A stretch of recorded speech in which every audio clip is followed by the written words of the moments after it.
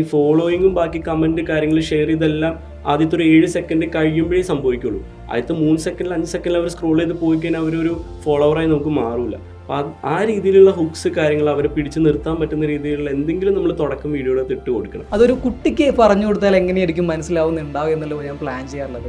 8 വയസ്സായ കുട്ടിക്ക് പറഞ്ഞു കൊടുക്കാനുള്ള ഒരു നോളജ് എനിക്ക് ഉണ്ടെന്നുണ്ടെങ്കിൽ ഡെഫിനറ്റ്ലി എനിക്കത് മനസ്സിലായിട്ടുണ്ട് എന്നുള്ളതായിരിക്കും അതിൻ്റെ ഒരു കാരണം. ഇല്ലെങ്കിൽ ഞാൻ ഒരുപാട് ടേംസും ടെക്നോളജിയും ഒക്കെ പറഞ്ഞ് വീർപ്പിക്കുന്നുണ്ടാവുള്ളൂ. ഫസ്റ്റ് വീഡിയോ ഞാൻ ഇടാനായിട്ട് ഞാൻ ഇങ്ങനെ ഷൂട്ട് ചെയ്ത് ഞാൻ 2-3 ഫ്രണ്ട്സിനൊക്കെ അയച്ചു കൊടുത്തപ്പോൾ കുറേ പേര് കളിയാക്കി. സത്യം പറഞ്ഞാൽ ഇവിടെ നിനക്ക് വേറെ പണിയില്ലേ എന്നുള്ള രീതിയിൽ ചോദിച്ചിട്ട് അവർ തന്നെ എൻ്റെ 1 മില്യൺ വീഡിയോസ് കഴിഞ്ഞ് കഴിഞ്ഞപ്പോൾ അവർ പിന്നീട് വീഡിയോസ് ഷെയർ ചെയ്യാൻ തുടങ്ങി അവരുടെ സ്റ്റോറി ലിസ്റ്റിലോട്ടൊക്കെ. എൻ്റെ ഫ്രണ്ട്സ് ഇപ്പോൾ യൂഷ്വലി ഉള്ളത് പലരും VPs ആണ്, അല്ലെങ്കിൽ SLTs ഒക്കെ ആയിട്ടാണ് വലിയ പൊസിഷനിലിരിക്കുന്ന ആളുകളാണ്. അപ്പോൾ അവർ നോക്കുമ്പോൾ അവരുടെ കൂടെ വർക്ക് ചെയ്തിരുന്ന ആൾ സാമിയുടെ വേഷമെല്ലാം കെട്ടി ഈ കവടിയെല്ലാം വരച്ച് വീഡിയോ ചെയ്യുന്ന സമയത്ത് രസകരമായിട്ട് വളരെ കോമഡി ആയിട്ട് ഇപ്പം പറയാറുണ്ട്. നമ്മുടെ ആകെയുള്ള ഡ്യൂട്ടി എന്ന് പറഞ്ഞാൽ കോണ്ടന്റ് ക്രിയേറ്റ് ചെയ്യുക എന്നുള്ളതാണ്.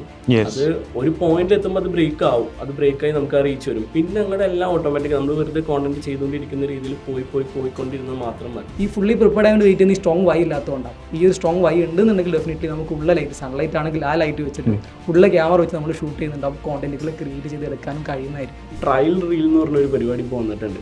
ഞാനത് നല്ല രീതിയിൽ യൂട്ടിലൈസ് ചെയ്യുന്ന ഒരാളാണ്. കാരണം എനിക്ക് വെറും 17 പോസ്റ്റിൽ നിന്നാണ് എനിക്ക് 80K ഫോളോവേഴ്സ് വന്നിരിക്കുന്നത്. ഈ 17 പോസ്റ്റിൻ്റെ ഇടയിൽ ഞാൻ ട്രയൽ റീൽ പോകാറുണ്ട്.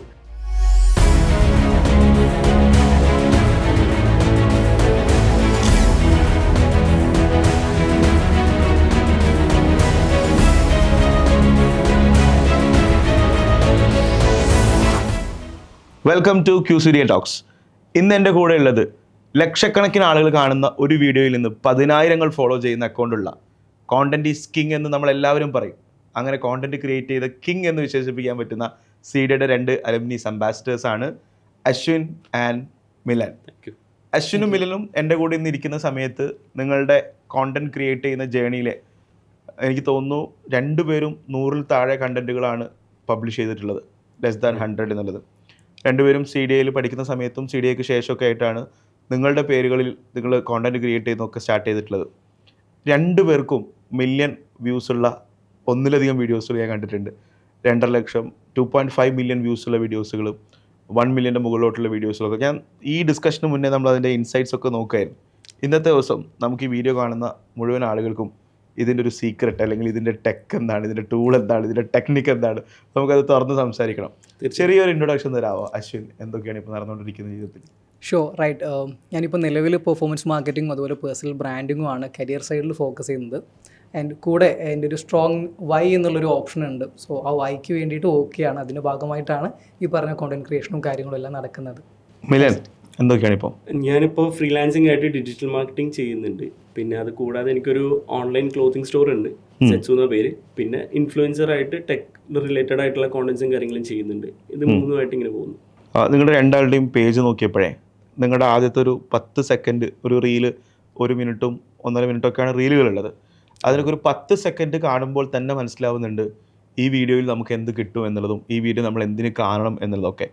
അത് മിലൻ്റെ ഒക്കെ വീഡിയോ ആണെങ്കിൽ എനിക്ക് തോന്നുന്നു വീഡിയോ വരുന്നതിന് മുന്നേ തന്നെ നമുക്കത് സേവ് ചെയ്യാനും കമൻറ്റ് ചെയ്യാനൊക്കെ തോന്നുന്ന രീതിയിലാണ് ആ വീഡിയോ ഉള്ളത്. ഇതിൻ്റെ പിറകിലുള്ള ചില സീക്രട്ടുകൾ എന്തൊക്കെയാണ് കണ്ടന്റ് ക്രിയേറ്റ് ചെയ്യുന്നതിനകത്തെ? മെയിനായിട്ട് ഹുക്കാണ്, മോസ്റ്റ് ഇമ്പോർട്ടൻറ്റ് തിങ് ഹുക്കാണ്. കാരണം നമ്മളൊരു വീഡിയോ ഒരു വ്യൂവർ കാണുമ്പോൾ ആദ്യത്തെ ഒരു 3 സെക്കൻഡ് ടു 5 സെക്കൻഡ് മാത്രമേ അവരത് കാണുന്നുള്ളൂ.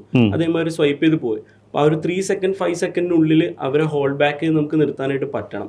കാരണം ഈ ഫോളോയിങ്ങും ബാക്കി കമൻറ്റ് കാര്യങ്ങൾ ഷെയർ ചെയ്തെല്ലാം ആദ്യത്തെ ഒരു 7 സെക്കൻഡ് കഴിയുമ്പോഴേ സംഭവിക്കുള്ളൂ. ആദ്യത്തെ 3 സെക്കൻഡിൽ 5 സെക്കൻഡിൽ അവർ സ്ക്രോൾ ചെയ്ത് പോയി കഴിഞ്ഞാൽ അവരൊരു ഫോളോവറായി നമുക്ക് മാറില്ല. അപ്പോൾ ആ രീതിയിലുള്ള ഹുക്സ് കാര്യങ്ങൾ അവരെ പിടിച്ച് നിർത്താൻ പറ്റുന്ന രീതിയിലുള്ള എന്തെങ്കിലും നമ്മൾ തുടക്കം വീഡിയോയിൽ ഇട്ട് കൊടുക്കണം. അതിപ്പോൾ ഓരോ കോണ്ടന്റ് അനുസരിച്ച് നമ്മൾ മാറി ചെയ്ത് കൊടുക്കുക. പക്ഷേ നല്ല രീതിയിലുള്ള സ്ക്രിപ്റ്റിങ്ങും പ്ലാനിങ്ങും ഉണ്ടെങ്കിൽ നല്ല ഹുക്സ് നമുക്ക് ഈസി ആയിട്ട് ക്രിയേറ്റ് ചെയ്യാനായിട്ട് പറ്റും. ഇത് പൊതുവെ എല്ലാവരും പറയുന്ന ഒന്നാണ്. കുറച്ചുകൂടി നമുക്ക് മനസ്സിലാവുന്ന രീതിയിൽ ഒരു ഉദാഹരണം വെച്ച് പറയാമോ? നിങ്ങളൊരു 1 മില്യൺ കിട്ടിയ വീഡിയോയിൽ നിന്ന് നിങ്ങൾ പഠിച്ച കാര്യങ്ങൾ എന്തൊക്കെയാണ്? അതെ, എൻ്റെ ഫസ്റ്റ് 1 മില്യൺ വ്യൂസ് വന്ന വീഡിയോസിനുള്ള ഹുക്ക് എനിക്കൊരു ഫോളോവർ അയച്ച മെസ്സേജിൽ നിന്ന് എടുത്താൽ ആളൊരു ഡൗട്ടായിട്ട് എനിക്ക് അയച്ചാണ് ഈ വീഡിയോ എങ്ങനെ എഡിറ്റ് ചെയ്യാന്നുള്ളത് ചോദിച്ചിട്ട്. ഞാൻ നേരെ അത് ഹുക്കാക്കി കൺവേർട്ട് ചെയ്ത് ഒരു ക്വസ്റ്റ്യൻ പോലെ ആക്കിയിട്ട് ഞാൻ ആ വീഡിയോ നേരെ ക്രിയേറ്റ് ചെയ്തത്. അതിപ്പോൾ 1.2 മില്യൺ വ്യൂസ് ആയി. ഒട്ടുമിക്ക എൻ്റെ എല്ലാ വീഡിയോസിൻ്റെ ഹുക്ക് എൻ്റെ ചുറ്റും നടക്കുന്ന സംഭവങ്ങളിൽ നിന്ന് തന്നെ എടുത്തേക്കുന്ന രീതിയിലുള്ളതാണ്. അപ്പോൾ അവർക്ക് കുറച്ചുകൂടി കണക്ട് ചെയ്യാൻ പറ്റും, കുറച്ചുകൂടി അവരപ്പോൾ കാണാനായിട്ട് വെയിറ്റ് ചെയ്യും. ഞാൻ പൊതുവെ ഹുക്സ് ക്രിയേറ്റ് ചെയ്യുന്ന ആ രീതിയിലാണ്. അപ്പോൾ ആ ഒരു ചോദ്യം ഒരു 10-12 ലക്ഷം ആളുകൾക്ക് എഡിറ്റ് ചെയ്യാൻ എങ്ങനെയുണ്ടെന്ന് അറിയാൻ താല്പര്യം ഉണ്ടായിരുന്നു. അതെ അതെ അതെ. അവിടെ നിന്നാണ് ആ ചോദ്യത്തെ ഒരു ഉത്തരമാക്കി മാറ്റുന്നതും ഒരു വീഡിയോ ആവുന്നതൊക്കെ. അതെ അതെ. യെസ്, അങ്ങനെ എഡിറ്റിംഗ് ആളുകൾ മനസ്സിലാക്കുന്നു. ടെക്ക് അതുപോലെ എഡിറ്റിംഗ് തുടങ്ങിയിട്ടുള്ള കാര്യങ്ങളൊക്കെയാണ് മിലൻ്റെ പേജിൽ നിന്നും ടെക് ഗൈ എന്നുള്ള പേജിൽ നിന്നും ആളുകൾക്ക് സഹായിച്ചുകൊണ്ടിരിക്കുന്നത്, കൊടുത്തുകൊണ്ടിരിക്കുന്നത്. ഞാൻ ഈ അശ്വിനിലേക്ക് വരുമ്പോഴേ അശ്വിൻ്റെ ചില വീഡിയോസുകളിൽ 5-7 സെക്കൻഡൊക്കെ വേണ്ടിയിട്ട് അശ്വിൻ എടുക്കുന്ന എഫേർട്ട് നമ്മൾ കാണാറുണ്ട്. അതായത് വലിയൊരു കബഡി, ഒരു സ്വാമിയുടെ മുഴുവൻ രൂപം, അതുപോലെ കോഴിമുട്ട കളർ ചെയ്തിട്ടൊക്കെ.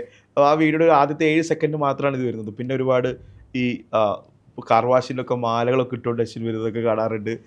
അത് കാണുമ്പോൾ അശ്വിൻ അറിയാവുന്ന നമുക്ക് ഭയങ്കര രസകരമാണ്. പക്ഷേ അശ്വിൻ അറിയുന്നവരല്ല, അശ്വിൻ അറിയാത്ത ലക്ഷക്കണക്കിന് ആളുകൾ ആ വീഡിയോ കാണുകയും അശ്വിനിലേക്ക് പെർമനൻ്റ് അശ്വിനെ ഫോളോ ചെയ്യുകയൊക്കെ ചെയ്തിട്ടുണ്ട്. അശ്വിൻ്റെ ഈ വീഡിയോ ഹുക്കും പരിപാടികളിലൊക്കെ ഒരു രീതിയിൽ എങ്ങനെയാണ്? യൂഷ്വലി ഞാൻ വീഡിയോസ് ക്രിയേറ്റ് ചെയ്യുന്ന സമയത്ത് ഒരു ഫ്രെയിം വർക്ക് യൂസ് ചെയ്യാറുണ്ട്. ഐഡ എന്നാണ് framework. Attention, interest, desire, action എന്നുള്ള. നമ്മളിതെല്ലാവരും പറഞ്ഞു കൊടുക്കാറുണ്ട്, പക്ഷേ ഇതിനെ പ്രാക്ടിക്കലി ഇംപ്ലിമെൻറ്റ് ചെയ്യുന്നത് എങ്ങനെയാണെന്നാണ് മനസ്സിലാവേണ്ടത്. റൈറ്റ്. സോ ഹുക്കിൽ ഈ പറഞ്ഞ ഇനീഷ്യൽ 3 to 5 സെക്കൻഡ് തന്നെ ഞാനും ഫോക്കസ് ചെയ്യാറുള്ളത്. അതിൽ വിഷ്വൽ ഹുക്കുകൾ ഉണ്ടാവും. ഞാൻ ചെയ്യുന്ന ഒരു ആക്ഷൻ അതിലൊരു ഹുക്കായിട്ട് വരുന്നുണ്ടാവും. കാണിക്കുന്ന പോപ്പ് ചെയ്യുന്ന ടെക്സ്റ്റ് ഒരു ഹുക്കായിട്ട് വരും. ചില വീഡിയോസുകളിലൊക്കെ നമ്മളെ എക്കോയിങ് എഫക്റ്റിലൊക്കെ ഇങ്ങനെ ക്യാമറ നോക്കിയിട്ട് വലിച്ചു കൊണ്ടിരുന്നതൊക്കെ കാണാറുണ്ട്. അതൊക്കെ പ്ലാൻഡ് ആയിട്ട് ചെയ്യുന്നതാണ്. ഡെഫിനറ്റ്ലി പ്ലാൻഡ് ആയിട്ട്. ഈ ഗ്ലാസുകൾ വരുന്നത് തീർച്ചയായും. അതെ. സോ ഒരു അറ്റൻഷൻ ഗ്രാബ് ചെയ്യുക എന്നുള്ളത് വളരെ ഇമ്പോർട്ടൻറ്റ് തന്നെയാണ് ഈ ഒരു കോണ്ടന്റ് ക്രിയേഷൻ ജേർണിയിൽ. ആ ഒരു ഇനീഷ്യൽ സംഭവം കിട്ടിയാൽ മാത്രമേ നമുക്ക് പിന്നീട് ആളുകൾ റീറ്റെയിൻ ചെയ്യാൻ പറ്റൂ എന്നുള്ളത് കൊണ്ടാണ്. സോ ഇത്തരത്തിലാണ് ഞാൻ യൂഷ്വലി പ്ലാൻ ചെയ്യാറുള്ളത്. ഐഡ ഫോമാറ്റ് കീപ്പ് ചെയ്യുന്നുണ്ടാവും. അതിൽ കുറച്ച് ലേണിങ്സ് വരുന്ന സമയത്ത് അതിനെ ആഡ് ഓൺ ചെയ്യും, ഒപ്റ്റിമൈസ് ചെയ്യും, ക്രിയേറ്റ് ചെയ്യും. That's it. നിങ്ങളുടെ രണ്ടുപേരുടെയും ആദ്യത്തെ ഒരു ഫസ്റ്റ് 1 മില്യൺ അടിക്കാന്ന് പറയുമ്പോൾ നമ്മളൊരു അച്ചീവ്മെൻ്റ് ആണ്. നമ്മൾ ഒരു വീഡിയോ ചെയ്യുന്നു, അത് അത്രയും അധികം ആളുകൾ സ്വീകരിക്കുന്നു എന്നുള്ളതൊക്കെ. ഒരു 1 മില്യൺ വീഡിയോ വ്യൂസ് കിട്ടിയതിന് ശേഷം നിങ്ങളതിൻ്റെ ഇൻസൈറ്റ്സ് ഒന്നും ആ ചെയ്ത കണ്ടൻറ്റിൻ്റെ അകത്തു നിന്നൊക്കെ ആയിട്ട് നിങ്ങളുടെ ലേണിങ്സ്, ടേക്ക് അവേസ് എന്തൊക്കെയാണ്? ഇപ്പോൾ പേഴ്സണൽ ബ്രാൻഡിങ്ങിൻ്റെ കേസിൽ ഞാൻ ഈ പറഞ്ഞ 1 മില്യൺ വ്യൂസ് കിട്ടിയ വീഡിയോയിൽ നിന്നാണ് എനിക്ക് ആക്ച്വലി മറ്റ് മില്യൺ വ്യൂസിലോട്ടുള്ളൊരു മാറ്റം വന്നിട്ടുണ്ടായിരുന്നത്. മേ ബി കാണാം, പിൻ ചെയ്തിരിക്കുന്ന 3 വീഡിയോയ്ക്കും ഒരു തുല്യമായ സ്വഭാവമുണ്ട്. അതിൽ യൂസ് ചെയ്യുന്ന എക്യുപ്മെൻറ്റ്സ് ആണെങ്കിലൊക്കെ വളരെ ഈക്വൽ ആയിട്ടുള്ള സാധനങ്ങളായിരിക്കും. സോ ഇൻസ്റ്റാഗ്രാമിൻ്റെ ഒരു ചെറിയ മെട്രിക്സ് ക്രാക്ക് ചെയ്യാൻ വേണ്ടി പറ്റിയിട്ടുണ്ടായിരുന്നു. ആൻഡ് ഇത് പേഴ്സണൽ ബ്രാൻഡിങ്ങിൻ്റെ കേസിൽ മാത്രമാണ് കേട്ടോ. അതല്ലാതെ ഞാൻ as A professional marketer million views ഉള്ള ഒരുപാട് വീഡിയോസ് ചെയ്തതിൻ്റെ അകത്തു നിന്നുള്ള ലേണിങ്സോട് ചേർത്തിട്ടാണ് ഈ ഒരു കറസ്പോണ്ടിങ് ആയിട്ടുള്ള കോണ്ടന്റ്സ് എല്ലാം ക്രിയേറ്റ് ചെയ്തിട്ടുണ്ടായിരുന്നത്. സോ ആ ഒരു ഡ്രാഫ്റ്റ് എപ്പോഴും ഇമ്പോർട്ടൻറ്റ് തന്നെയാണ്. കോണ്ടന്റ് ക്രിയേറ്റ് ചെയ്ത് മനസ്സിലാക്കി എടുക്കുന്ന ചില കാര്യങ്ങൾ നമുക്ക് അതിൽ ത്രൂ മാത്രമേ ലഭിക്കൂ എന്നാണ് എനിക്ക് തോന്നിയിട്ടുള്ളത്. എൻ്റെ തേർഡ് വീഡിയോക്കാണ് ഒരു 1 മില്യൺ വരുന്നത്. രണ്ടാമത്തെ വീഡിയോക്ക് 800K വ്യൂസ് ഉണ്ടായിരുന്നു, അത്ര ഉണ്ടായിരുന്നു. അപ്പോൾ രണ്ടാമത്തെ വീഡിയോ തന്നെ എനിക്ക് ഏകദേശം ആ ഒരു ഇൻസൈറ്റ്സിൽ നിന്ന് ആ ഒരു മെട്രിക്സ് കാര്യങ്ങളെല്ലാം നോക്കിയപ്പോൾ തന്നെ ഒരു ഐഡിയ കിട്ടി. ഇതെങ്ങനെയാണ് ഇത് വർക്കൗട്ട് ആവാൻ പോകുന്നത്, എത്ര സെക്കൻഡാണ് ആൾക്കാർ എൻ്റെ വീഡിയോസ് കാണുന്നത്, ആ ഒരു മൊത്തം ഡാറ്റ ഇട്ട് പിന്നെ അങ്ങോട്ട് ഈസി ആയിരുന്നു. ഇപ്പോൾ എൻ്റെ റീസെൻ്റായിട്ട് ഞാൻ ആകെ 17 വീഡിയോസ് ഇട്ടിട്ടുള്ളൂ. ആ 17 വീഡിയോസിലൊരു 12 വീഡിയോസിന് തന്നെ ഒരു 300K above എല്ലാത്തിനും വ്യൂസ് വരുന്നുണ്ട്. ആ ഒരു ഹുക്ക് വെച്ചിട്ടുള്ളതാണ് പിന്നെ ഞാൻ അങ്ങോട്ട് ഫുൾ ഫോക്കസ് ചെയ്തത്. അതിപ്പോൾ നേരത്തെ അശ്വിൻ പറഞ്ഞ പോലെ തന്നെ വിഷ്വൽ ഹുക്ക് മാത്രമല്ല, ഓഡിയോ ഹുക്ക്, ചെറിയ രീതിയിൽ സൗണ്ട് എഫക്ട്സ് ആഡ് ചെയ്ത് കൊടുക്കും. നമ്മൾ എല്ലാ രീതിയിലുള്ള ഹുക്സ്, ടെക്സ്റ്റ് എല്ലാം യൂസ് ചെയ്തിട്ട് തന്നെയാണ് ആ ഒരു രീതി പോകണം. പിന്നെ ഇൻസൈറ്റ്സ് നോക്കുമ്പോൾ നമുക്ക് അറിയാൻ പറ്റും എത്ര സെക്കൻഡാണ് ആൾക്കാർ വീഡിയോസ് കണ്ടേക്കുന്നത്, എത്ര പേരാണ് ഫോളോ ചെയ്തേക്കുന്നത്, എത്ര പേര് സേവ് ചെയ്യുന്നുണ്ട്, ഷെയർ ചെയ്യുന്നുണ്ട്. അപ്പോൾ നമ്മൾ അടുത്ത വീഡിയോ ചെയ്യുമ്പോഴേ നമുക്ക് അതനുസരിച്ച് ഒരു സീറ്റേ കൊടുക്കാനായിട്ട് പറ്റും. എൻ്റെ വീഡിയോസ് പൊതുവെ ഷെയറാണ് കൂടുതൽ. അപ്പോൾ ഞാൻ അതിനുശേഷം ചെയ്തേക്കുന്ന എല്ലാ വീഡിയോസിലും ഇൻസൈറ്റ്സ് നോക്കിയിട്ട് ഞാൻ ഷെയർ ചെയ്യാൻ ഇപ്പോൾ എല്ലാവരോടും പറയുന്നത്. ഷെയർ ചെയ്ത് ഫ്രണ്ട്സിന് അയച്ചു കൊടുക്കൂ, അല്ലെങ്കിൽ കമൻറ്റ് ചെയ്യൂ എന്നുള്ള രീതിയിൽ ഞാൻ പറയാറ്. അപ്പോൾ അതെന്നെ നല്ല രീതിയിൽ ഹെൽപ്പ് ചെയ്തിട്ടുണ്ട് ഇൻസൈറ്റ്സ് നോക്കിയിട്ട്. എൻ്റെ വീഡിയോസുകളൊക്കെ 30,000-36,000 ഒക്കെ ഷെയർ ഒക്കെ പോകുന്നത് കാണുന്നുണ്ട്. അതൊരു പക്ഷേ ആളുകളുടെ വ്യൂസിനേക്കാൾ നിങ്ങൾ ഷെയറും അതിൻ്റെ കമൻസും കൊണ്ടുവരുന്നതിന് വേണ്ടിയിട്ട്. അപ്പോൾ കണ്ടന്റിന്റെ കുറച്ചുകൂടി വാല്യൂ കൂട്ടുക എന്നുള്ളത് മാത്രമാണ് ഇതിന്. ഈ ഷെയറും കമൻസും കൂടണമെന്നുണ്ടെങ്കിൽ കണ്ടന്റിന്റെ വാല്യൂ കൂടുതൽ കൂട്ടുക, അത് ഇൻഫോർമേറ്റീവ് ആവുക, നമുക്ക് മറ്റൊരാൾക്ക് പങ്കുവെക്കുന്നതിലൂടെ അവിടെ ഷെയർ ചെയ്യപ്പെടുന്ന ഇൻഫർമേഷൻ അല്ലെങ്കിൽ അത് എഡ്യൂക്കേറ്റ് ചെയ്യുന്നു എന്നുള്ളതൊക്കെയാണ്. നിങ്ങൾ രണ്ടുപേരും ഉപയോഗിക്കുന്ന ടൂള്, അല്ലെങ്കിൽ നിങ്ങളൊക്കെയും ഇത് ഷൂട്ട് ചെയ്യുന്നതും എഡിറ്റ് ചെയ്യുന്നതും അല്ലെങ്കിൽ ഇത് പബ്ലിഷ് ചെയ്യുന്നതും പിന്നീട് അതിൻ്റെ അകത്തുള്ള ഇൻസൈറ്റ്സ് നോക്കുന്നതൊക്കെ, നിങ്ങൾ രണ്ടും കോമൺ ആയിട്ടുള്ളത് നിങ്ങൾ രണ്ടുപേരും മാർക്കറ്ററാണ്, നിങ്ങൾ രണ്ടുപേരും ക്രിയേറ്ററാണ്.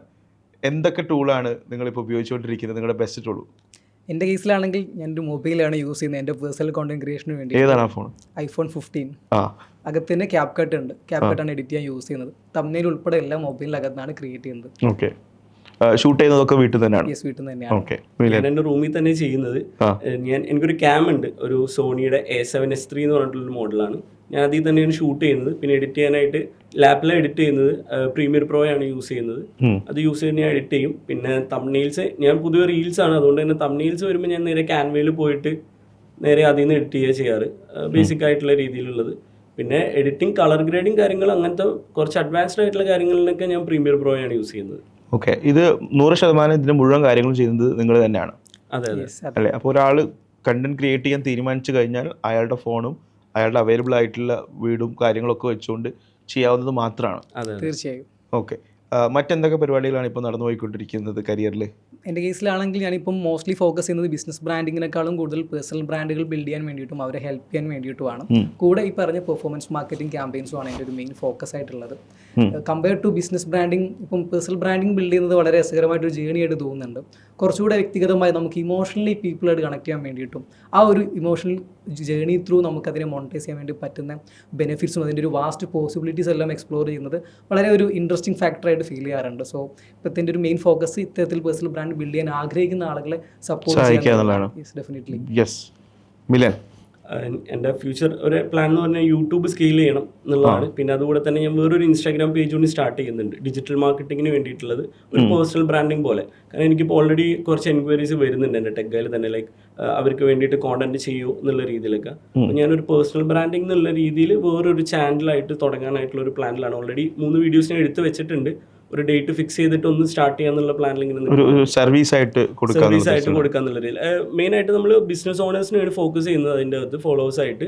അപ്പോൾ അവർക്ക് വേണ്ടിയിട്ടുള്ള ടിപ്സ്, അവർക്ക് വേണ്ടിയിട്ടുള്ള ഓരോ യൂസ്ഫുൾ ആയിട്ടുള്ള ടൂൾസ്, അങ്ങനത്തെ കോണ്ടന്റ്സ് പറഞ്ഞിട്ട് ഇടയിൽ അത് അവർക്ക് നമുക്ക് എങ്ങനെ അവരെ ഹെൽപ്പ് ചെയ്യാൻ പറ്റും എന്നുള്ള രീതിയിലൂടെയും പറഞ്ഞിട്ട് ആ രീതിയിൽ പേഴ്സണൽ ബ്രാൻഡിംഗ് എന്നുള്ള രീതിയിൽ ബിൽഡ് ചെയ്തെടുക്കാനായിട്ട്. ഓക്കെ. നിങ്ങൾ ഈ കോണ്ടന്റ് ക്രിയേറ്റ് ചെയ്യുന്ന ജേണിയിലേക്ക് വരുന്നതിന് മുന്നേ എനിക്ക് അശ്വിനെയും മിലനെയും നേരിട്ട് അറിയാവുന്നതുകൊണ്ട് ചോദിക്കുകയാണ്. കുറേയധികം കൺഫ്യൂഷൻസ്, ഇത് എവിടെ തുടങ്ങണം, എങ്ങനെ തുടങ്ങണം, എന്തൊക്കെ ഞാൻ ചെയ്യണം, ജോബ് അവിടെ കിടക്കുന്നുണ്ട്, എൻ്റെ കരിയർ എങ്ങനെ എത്രത്തോളം സേഫായിട്ട് ഇതിനകത്ത് പോകും, 100-ലധികം ക്വസ്റ്റ്യൻസുകൾ നിങ്ങളുടെ ഉള്ളിലുണ്ടാവും. അശ്വിൻ നമ്മളെ കൂടെ വർക്ക് ചെയ്തിട്ടുണ്ട്. അവിടെ നിന്ന് എനിക്ക് തോന്നുന്നത് അശ്വിൻ അത് അവിടെ നിന്ന് ഇറങ്ങുമ്പോഴും അശ്വിൻ്റെ മുന്നിൽ 100 കൂട്ടം പ്ലാനുകളുണ്ടായിരുന്നു. കുറേയധികം പ്ലാൻസ് നമ്മുടെ മുന്നിലുണ്ട്, കുറേയധികം കൺഫ്യൂഷൻസ് നമ്മുടെ മുന്നിലുണ്ട്. ഇതിനൊക്കെ എങ്ങനെയാണ് ഓവർകം ചെയ്ത് ഇപ്പോൾ നമ്മൾ തിരിഞ്ഞു നോക്കുന്ന സമയത്ത് അന്നുണ്ടായിരുന്ന ആ ഒരു കൺഫ്യൂഷൻസൊക്കെ എത്രത്തോളം റെലവൻ്റ് ആയിരുന്നു, അത് എത്രത്തോളം അനാവശ്യമായിട്ടുള്ള ചോദ്യങ്ങളും കൺഫ്യൂഷൻസൊക്കെ എത്രത്തോളം ഉണ്ടായിട്ടുണ്ട്, ഒരു ബിഫോർ ആൻഡ് ആഫ്റ്റർ പറയുകയാണെന്നുണ്ടെങ്കിൽ? റൈറ്റ്. സോ ബിഫോർ എന്നുള്ള കേസിൽ ഈ പറഞ്ഞ പോലെ എൻ്റെ ഒരു മെയിൻ ഫോക്കസ് ബിസിനസ് ബ്രാൻഡിംഗ് ആയിരുന്നു. അതുകൊണ്ട് കോണ്ടന്റ് ക്രിയേഷനൊക്കെ അതിൻ്റെ ഭാഗമായിട്ട് സ്ഥിരമായിട്ട് ചെയ്യാറുള്ളത് തന്നെയാണ്. എനിക്ക് വേണ്ടിയിട്ടായിരുന്നില്ല, പക്ഷേ ബിസിനസ്സുകൾക്ക് വേണ്ടിയിട്ടായിരുന്നു. എന്നാൽ എനിക്ക് വേണ്ടിയിട്ട് ഈ പറഞ്ഞ പ്രകാരം ഒരു കോണ്ടന്റ് ക്രിയേഷൻ ആലോചിക്കുന്ന സമയത്ത് എക്യുപ്മെന്റ്സ് ഇല്ല എന്നുള്ളൊരു പ്രശ്നം ആദ്യം. ഞാനെന്ന് അശ്വിനോട് ഞായറാഴ്ച ദിവസങ്ങളിൽ ഓഫീസിലൊന്നും ഈ സ്റ്റുഡിയോ ഉപയോഗിച്ച് കണ്ടന്റ് ഷൂട്ട് ചെയ്യണം, പ്ലാൻ മാത്രം വെച്ചിരിക്കരുത് എന്നൊക്കെ പറഞ്ഞത് എനിക്ക് ഓർമ്മയുണ്ട്. യെസ്. പ്ലാൻ ഒരുപാട് മാസങ്ങളായിട്ടുള്ളത് തന്നെയായിരുന്നു. പക്ഷെ എൻ്റെ മനസ്സിൽ ഞാൻ റെഡി അല്ല എന്നുള്ളൊരു തോന്നലായിരുന്നു എപ്പോഴും. എക്യുപ്മെന്റ്സ് ഇല്ല, എഡിറ്റ് ചെയ്യാൻ പ്രശ്നങ്ങൾ, ലൈറ്റിംഗ് ഇല്ല, ഫ്രെയിം ഇല്ല എന്നുള്ളതൊക്കെ ആയിരുന്നു.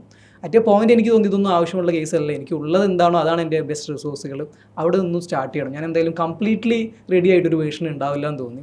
സോ ഉള്ള റെഡിനെസ്സിൽ സ്റ്റാർട്ട് ചെയ്തതാണ് ഈ പറഞ്ഞൊരു പേഴ്സണൽ ബ്രാൻഡിങ്ങിൻ്റെ ജേണി എന്നുള്ളത്. വരുമ്പോൾ ഞാൻ വളരെ സേഫായിട്ട് കരിയർ ഇങ്ങനെ പോയിക്കൊണ്ടിരിക്കുകയായിരുന്നു. അപ്പോഴാണ് എൻ്റെ കരിയർ ഫുൾ സ്റ്റോപ്പ് ചെയ്തിട്ട് CDAയിലോട്ട് ഡിജിറ്റൽ മാർക്കറ്റിങ്ങിന് വേണ്ടി വരുന്നത്. അവിടെ നിന്നാണ് ആക്ച്വലി ഞാൻ ഈ ചാനൽ സ്റ്റാർട്ട് ചെയ്യുന്നത്. കുറേ നാളായിട്ടുള്ള പ്ലാനാണ് ഒരു ചാനൽ സ്റ്റാർട്ട് ചെയ്യണം എന്നുള്ളത്. ആസ് യൂഷ്വൽ പ്രോക്കാസ്റ്റിനേറ്റ് ചെയ്ത് ഇങ്ങനെ പോയിക്കൊണ്ടിരിക്കുകയായിരുന്നു. അപ്പോൾ നമുക്ക് CDAയിൽ നിന്ന് നിർബന്ധമായിട്ട് ഒരു പേജ് എന്തായാലും എല്ലാവരും തുടങ്ങണം എന്നുള്ള രീതിയിലുണ്ട്. അപ്പോൾ അങ്ങനെ ഒന്ന് ഇത് തുടങ്ങാലോ എന്നുള്ള രീതിയിൽ സ്റ്റാർട്ട് ചെയ്തു.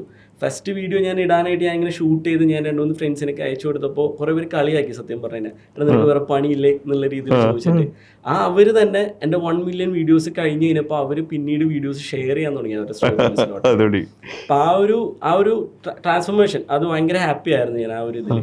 പിന്നെ ഇപ്പോൾ നല്ല ഹാപ്പിയാണ് തിരിഞ്ഞു നോക്കുമ്പോൾ, കാരണം ഇപ്പോൾ നല്ല രീതിയിൽ ചേഞ്ചസ് വന്നിട്ടുണ്ട്, ഒരുപാട് പേര് റെക്കഗ്നൈസ് ചെയ്യുന്നുണ്ട്. അപ്പോൾ ഞാൻ ഭയങ്കര ഹാപ്പിയാണ്.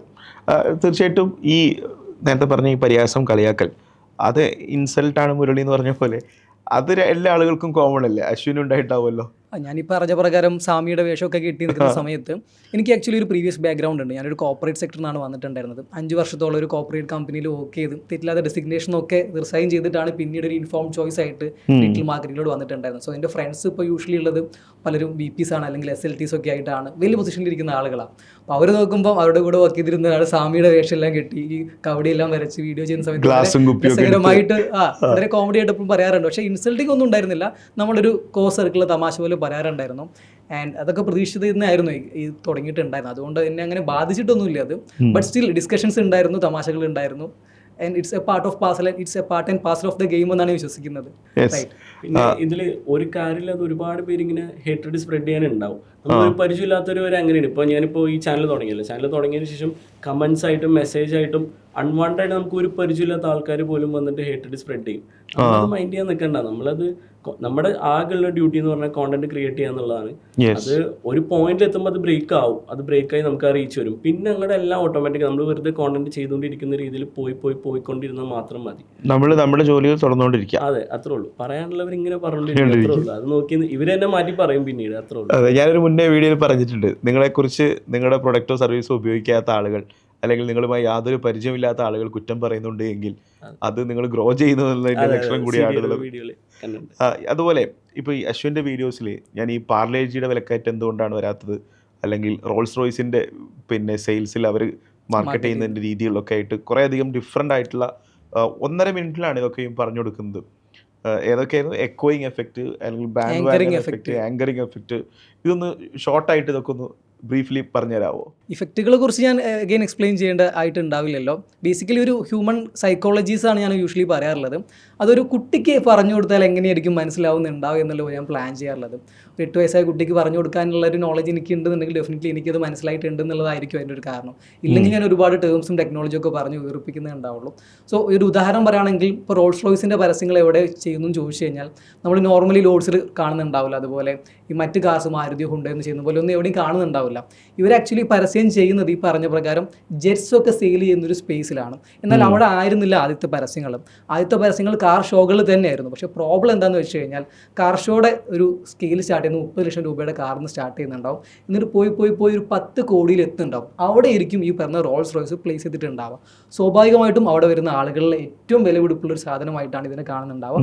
ബൈയിങ് ചാൻസ് കമ്പാരിറ്റീവ്ലി കുറവായിരിക്കും. എന്നാൽ ഈ ജെറ്റ് ഷോ നടക്കുന്ന സ്ഥലത്ത് ഇത് പ്ലേസ് ചെയ്ത് കഴിഞ്ഞാൽ 1500 കോടി വരെ വിലയുള്ള ജെറ്റുകൾ സെല് ചെയ്യുന്ന സ്പേസാണ്. അത് കണ്ട് ഇറങ്ങി വരുന്ന ഒരാൾക്ക് 10 കോടിയുടെ റോൾസ് റോയ്സ് എന്ന് പറഞ്ഞാൽ ഊണ് കഴിച്ചിട്ട് വാങ്ങുന്ന ഒരു കടലമിട്ടാട് അത്രയേ ഉണ്ടാവുള്ളൂ. ഇതാണ് അവരുടെ ഒരു സ്ട്രാറ്റജി എന്നുള്ളത്. സോ ഇതിന് ജസ്റ്റ് ഒരു കുട്ടിക്ക് മനസ്സിലാവുന്നത് പോലെ എങ്ങനെ എക്സ്പ്ലെയിൻ ചെയ്ത് കൊടുക്കാം എന്നുള്ളതായിരുന്നു ഞാൻ ചെയ്തിട്ടുണ്ടായിരുന്നത്. ഈ വീഡിയോയിലൂടെ ആളുകൾക്ക് മനസ്സിലാവുന്നത് അവരുടെ പ്രൊഡക്റ്റ് എന്തോ ആയിക്കോട്ടെ, ഒരു എക്സിബിഷൻ ചൂസ് ചെയ്യുന്ന സമയത്ത് ആ എക്സിബിഷനിൽ വരുന്ന മറ്റ് പാർട്ടിസിപ്പൻസ്, മറ്റ് ബിസിനസ്സുകൾ എന്തൊക്കെയാണ്, അവരുടെ പ്രൈസ് എത്രയാണ്. ഇപ്പോൾ കമ്പാരിറ്റീവ്ലി എന്നേക്കാൾ കൂടുതൽ പ്രൈസുള്ള പ്രൊഡക്റ്റുകളും സർവീസുകളും ആണ് എക്സിബിഷനിൽ വരുന്നതെങ്കിൽ ഞാൻ അവിടെ പോവുകയാണെങ്കിൽ എൻ്റെ പ്രൈസ് ഇച്ചിരി കൂടി കുറഞ്ഞ ഫീൽ കിട്ടും എന്നുള്ളതാണ് അല്ലേ? തീർച്ചയായും. ഓരോ വലിയ ബ്രാൻഡുകളുടെയും ഈ മാർക്കറ്റിംഗിൽ കേസ് സ്റ്റഡി പോലെ 1.5 മിനിറ്റിൽ ഇത് പ്രസൻറ്റ് ചെയ്യുന്ന സമയത്ത് ഓരോ ചെറിയ സ്മോൾ ആൻഡ് മീഡിയം ബിസിനസ് ആയിരുന്നു കിട്ടുന്ന ഇൻസൈറ്റ്സുകൾ, അല്ലെങ്കിൽ അവരുടെ ബിസിനസ്സിൽ അവർക്ക് കൊണ്ടുവരാൻ പറ്റുന്ന കാര്യങ്ങളൊക്കെ വളരെ വലുതാണ്. നമ്മൾ ഈ എന്തുകൊണ്ടാണ് ഇത്രയും പണപ്പെരുപ്പൊക്കെ ഉണ്ടായിട്ടും പാർലേജിയുടെയും കാഡ്ബറിൻ്റെ ഒക്കെ പ്രൈസ് മാറാത്തത്, അവരുടെ സൈസിലും വോളിയത്തിലും മാറ്റം വരുത്തി 10 രൂപ എന്നുള്ളത് 10 രൂപ തന്നെ 10, 15, 20 വർഷങ്ങളായിട്ട് അവർ വിറ്റുകൊണ്ടിരിക്കുന്നു എന്നുള്ളതും സാമ്പിൾ ഷാമ്പൂടെ ഒക്കെ വീഡിയോസുകളിലൂടെ ഒക്കെ വരുന്നത്. അപ്പോൾ ഇത് സ്വാഭാവികമായിട്ടും സക്സസ് ആയിട്ടുള്ള ബ്രാൻഡുകളുടെ കേസ് സ്റ്റഡീസുകളാണ് ഇതിലൂടെ പോകുന്നത്. ഈ മില്ലൻ്റെ കേസിലേക്ക് വരുമ്പം ടൂള് അത് വളരെ പെട്ടെന്ന് മാറിക്കൊണ്ടിരിക്കുന്ന ഒന്നാണ്. iOS-ലെ ടൂളുകളും ആൻഡ്രോയിഡിലെ ടൂളുകളും പെയ്ഡ് ആയിട്ടുള്ള ടൂളുകളും AI-യുടെ ടൂളുകളും, അതുപോലെ തന്നെ ഒരു വീഡിയോയുടെ ഫുൾ എഡിറ്റ് ഫിനിഷ് ചെയ്ത് പബ്ലിഷ് ചെയ്യുന്നത് വരെ നമുക്ക് മൾട്ടിപ്പിൾ ടൂളുകളൊക്കെ ഉപയോഗിക്കേണ്ടി വരും. എങ്ങനെയാണ് ഇതിൻ്റെ ഒരു റിസർച്ചും ലേണിംഗും ഒക്കെ മിലൻ ചെയ്തുകൊണ്ടിരിക്കുന്നത്? ഞാൻ സത്യം പറഞ്ഞാൽ എൻ്റെ ചുറ്റും നടക്കുന്ന കാര്യങ്ങളാണ് ഞാൻ മെയിനായിട്ട് എടുക്കാറ്. ഇപ്പോൾ എക്സാമ്പിൾ പറഞ്ഞാൽ എൻ്റെ സെക്കൻഡ് വീഡിയോ, അതാണ് ഞാൻ നേരത്തെ പറഞ്ഞ പോലെ തന്നെ 800K അടുത്ത് വ്യൂസ് വരുന്നത്. ആ ഒരു വീഡിയോ ഞാൻ ചെയ്തേക്കുന്നത് CapCut എങ്ങനെ നമുക്ക് ഐഫോണിൽ അതുപോലെ തന്നെ ആൻഡ്രോയിഡിൽ ഇൻസ്റ്റാൾ ചെയ്യാന്നുള്ളതാണ്. ആ ഒരു കോണ്ടന്റ് എനിക്ക് കിട്ടുമെന്ന് പറയുകയാണെങ്കിൽ CDN തന്നെയാണ്. ആക്ച്വലി ഞാൻ ക്ലാസ്സിൽ അവിടെ ചെന്ന് കഴിഞ്ഞപ്പോൾ നമുക്ക് അവിടെ കോണ്ടന്റ് ക്രിയേഷൻ്റെ ആവശ്യം വന്നപ്പോൾ ഇവർക്കാർക്കും വീഡിയോ എഡിറ്റ് ചെയ്യുന്ന ടൂള് എങ്ങനെ ഫോണിൽ കയറ്റാന്നുള്ളത് അറിയില്ല. അപ്പോൾ ഞാനതൊരു കോണ്ടന്റ് ഒരു ഓപ്പർച്യൂണിറ്റി ആയിട്ട് കണ്ട് ഞാൻ നേരെ അന്ന് വൈകിട്ട് വീട്ടിൽ പോയി നേരെ അത് വീഡിയോ എടുത്ത് ഞാൻ അടുത്ത ദിവസം അത് പോസ്റ്റ് ചെയ്ത് എനിക്ക് റീച്ച് കിട്ടി. അത്രേ ഉള്ളൂ. അത്രയും സിമ്പിളാണ്. നമുക്ക് നമ്മുടെ ചുറ്റും നോക്കിയിട്ടുണ്ടെങ്കിൽ തന്നെ നമുക്ക് അത്യാവശ്യം നല്ല രീതിയിലുള്ള കോണ്ടന്റ്സ് കിട്ടും. പിന്നെ നമുക്ക് അതുപോലെ തന്നെ ബാക്കി കോണ്ടന്റ് ക്രിയേറ്റേഴ്സിന്റെ ഫോളോ ചെയ്തിട്ടുണ്ടെങ്കിൽ നമുക്ക് കുറച്ച് റെഫറൻസുകൾ കിട്ടും. എക്സാക്ട് ചെയ്യാൻ നമ്മൾ ഒരിക്കലും ചെയ്യരുത്. നമുക്ക് ചെറിയ രീതിയിലുള്ള ഐഡിയാസ് കിട്ടും. ഇപ്പോൾ ചെറിയ രീതിയിൽ ഇപ്പോൾ ഒരു വീഡിയോ എഡിറ്റിംഗ് ടൂൾ അവർ പറയുകയാണെങ്കിൽ നമുക്ക് ഫോട്ടോ എഡിറ്റിംഗ് ടൂളിനെ പറ്റി നമുക്കിപ്പോൾ ചിന്തിക്കാം. ആ രീതിയിൽ നമുക്ക് റെഫറൻസ് എടുക്കാം. അല്ലാതെ അവർ ചെയ്യുന്ന ഡിറ്റോ അടിച്ച് നമ്മൾ ചെയ്ത് തന്നിട്ടുണ്ടെങ്കിൽ ഒബ്വിയസ്ലി റീച്ച് കിട്ടാൻ ചാൻസ് കുറവാണ്.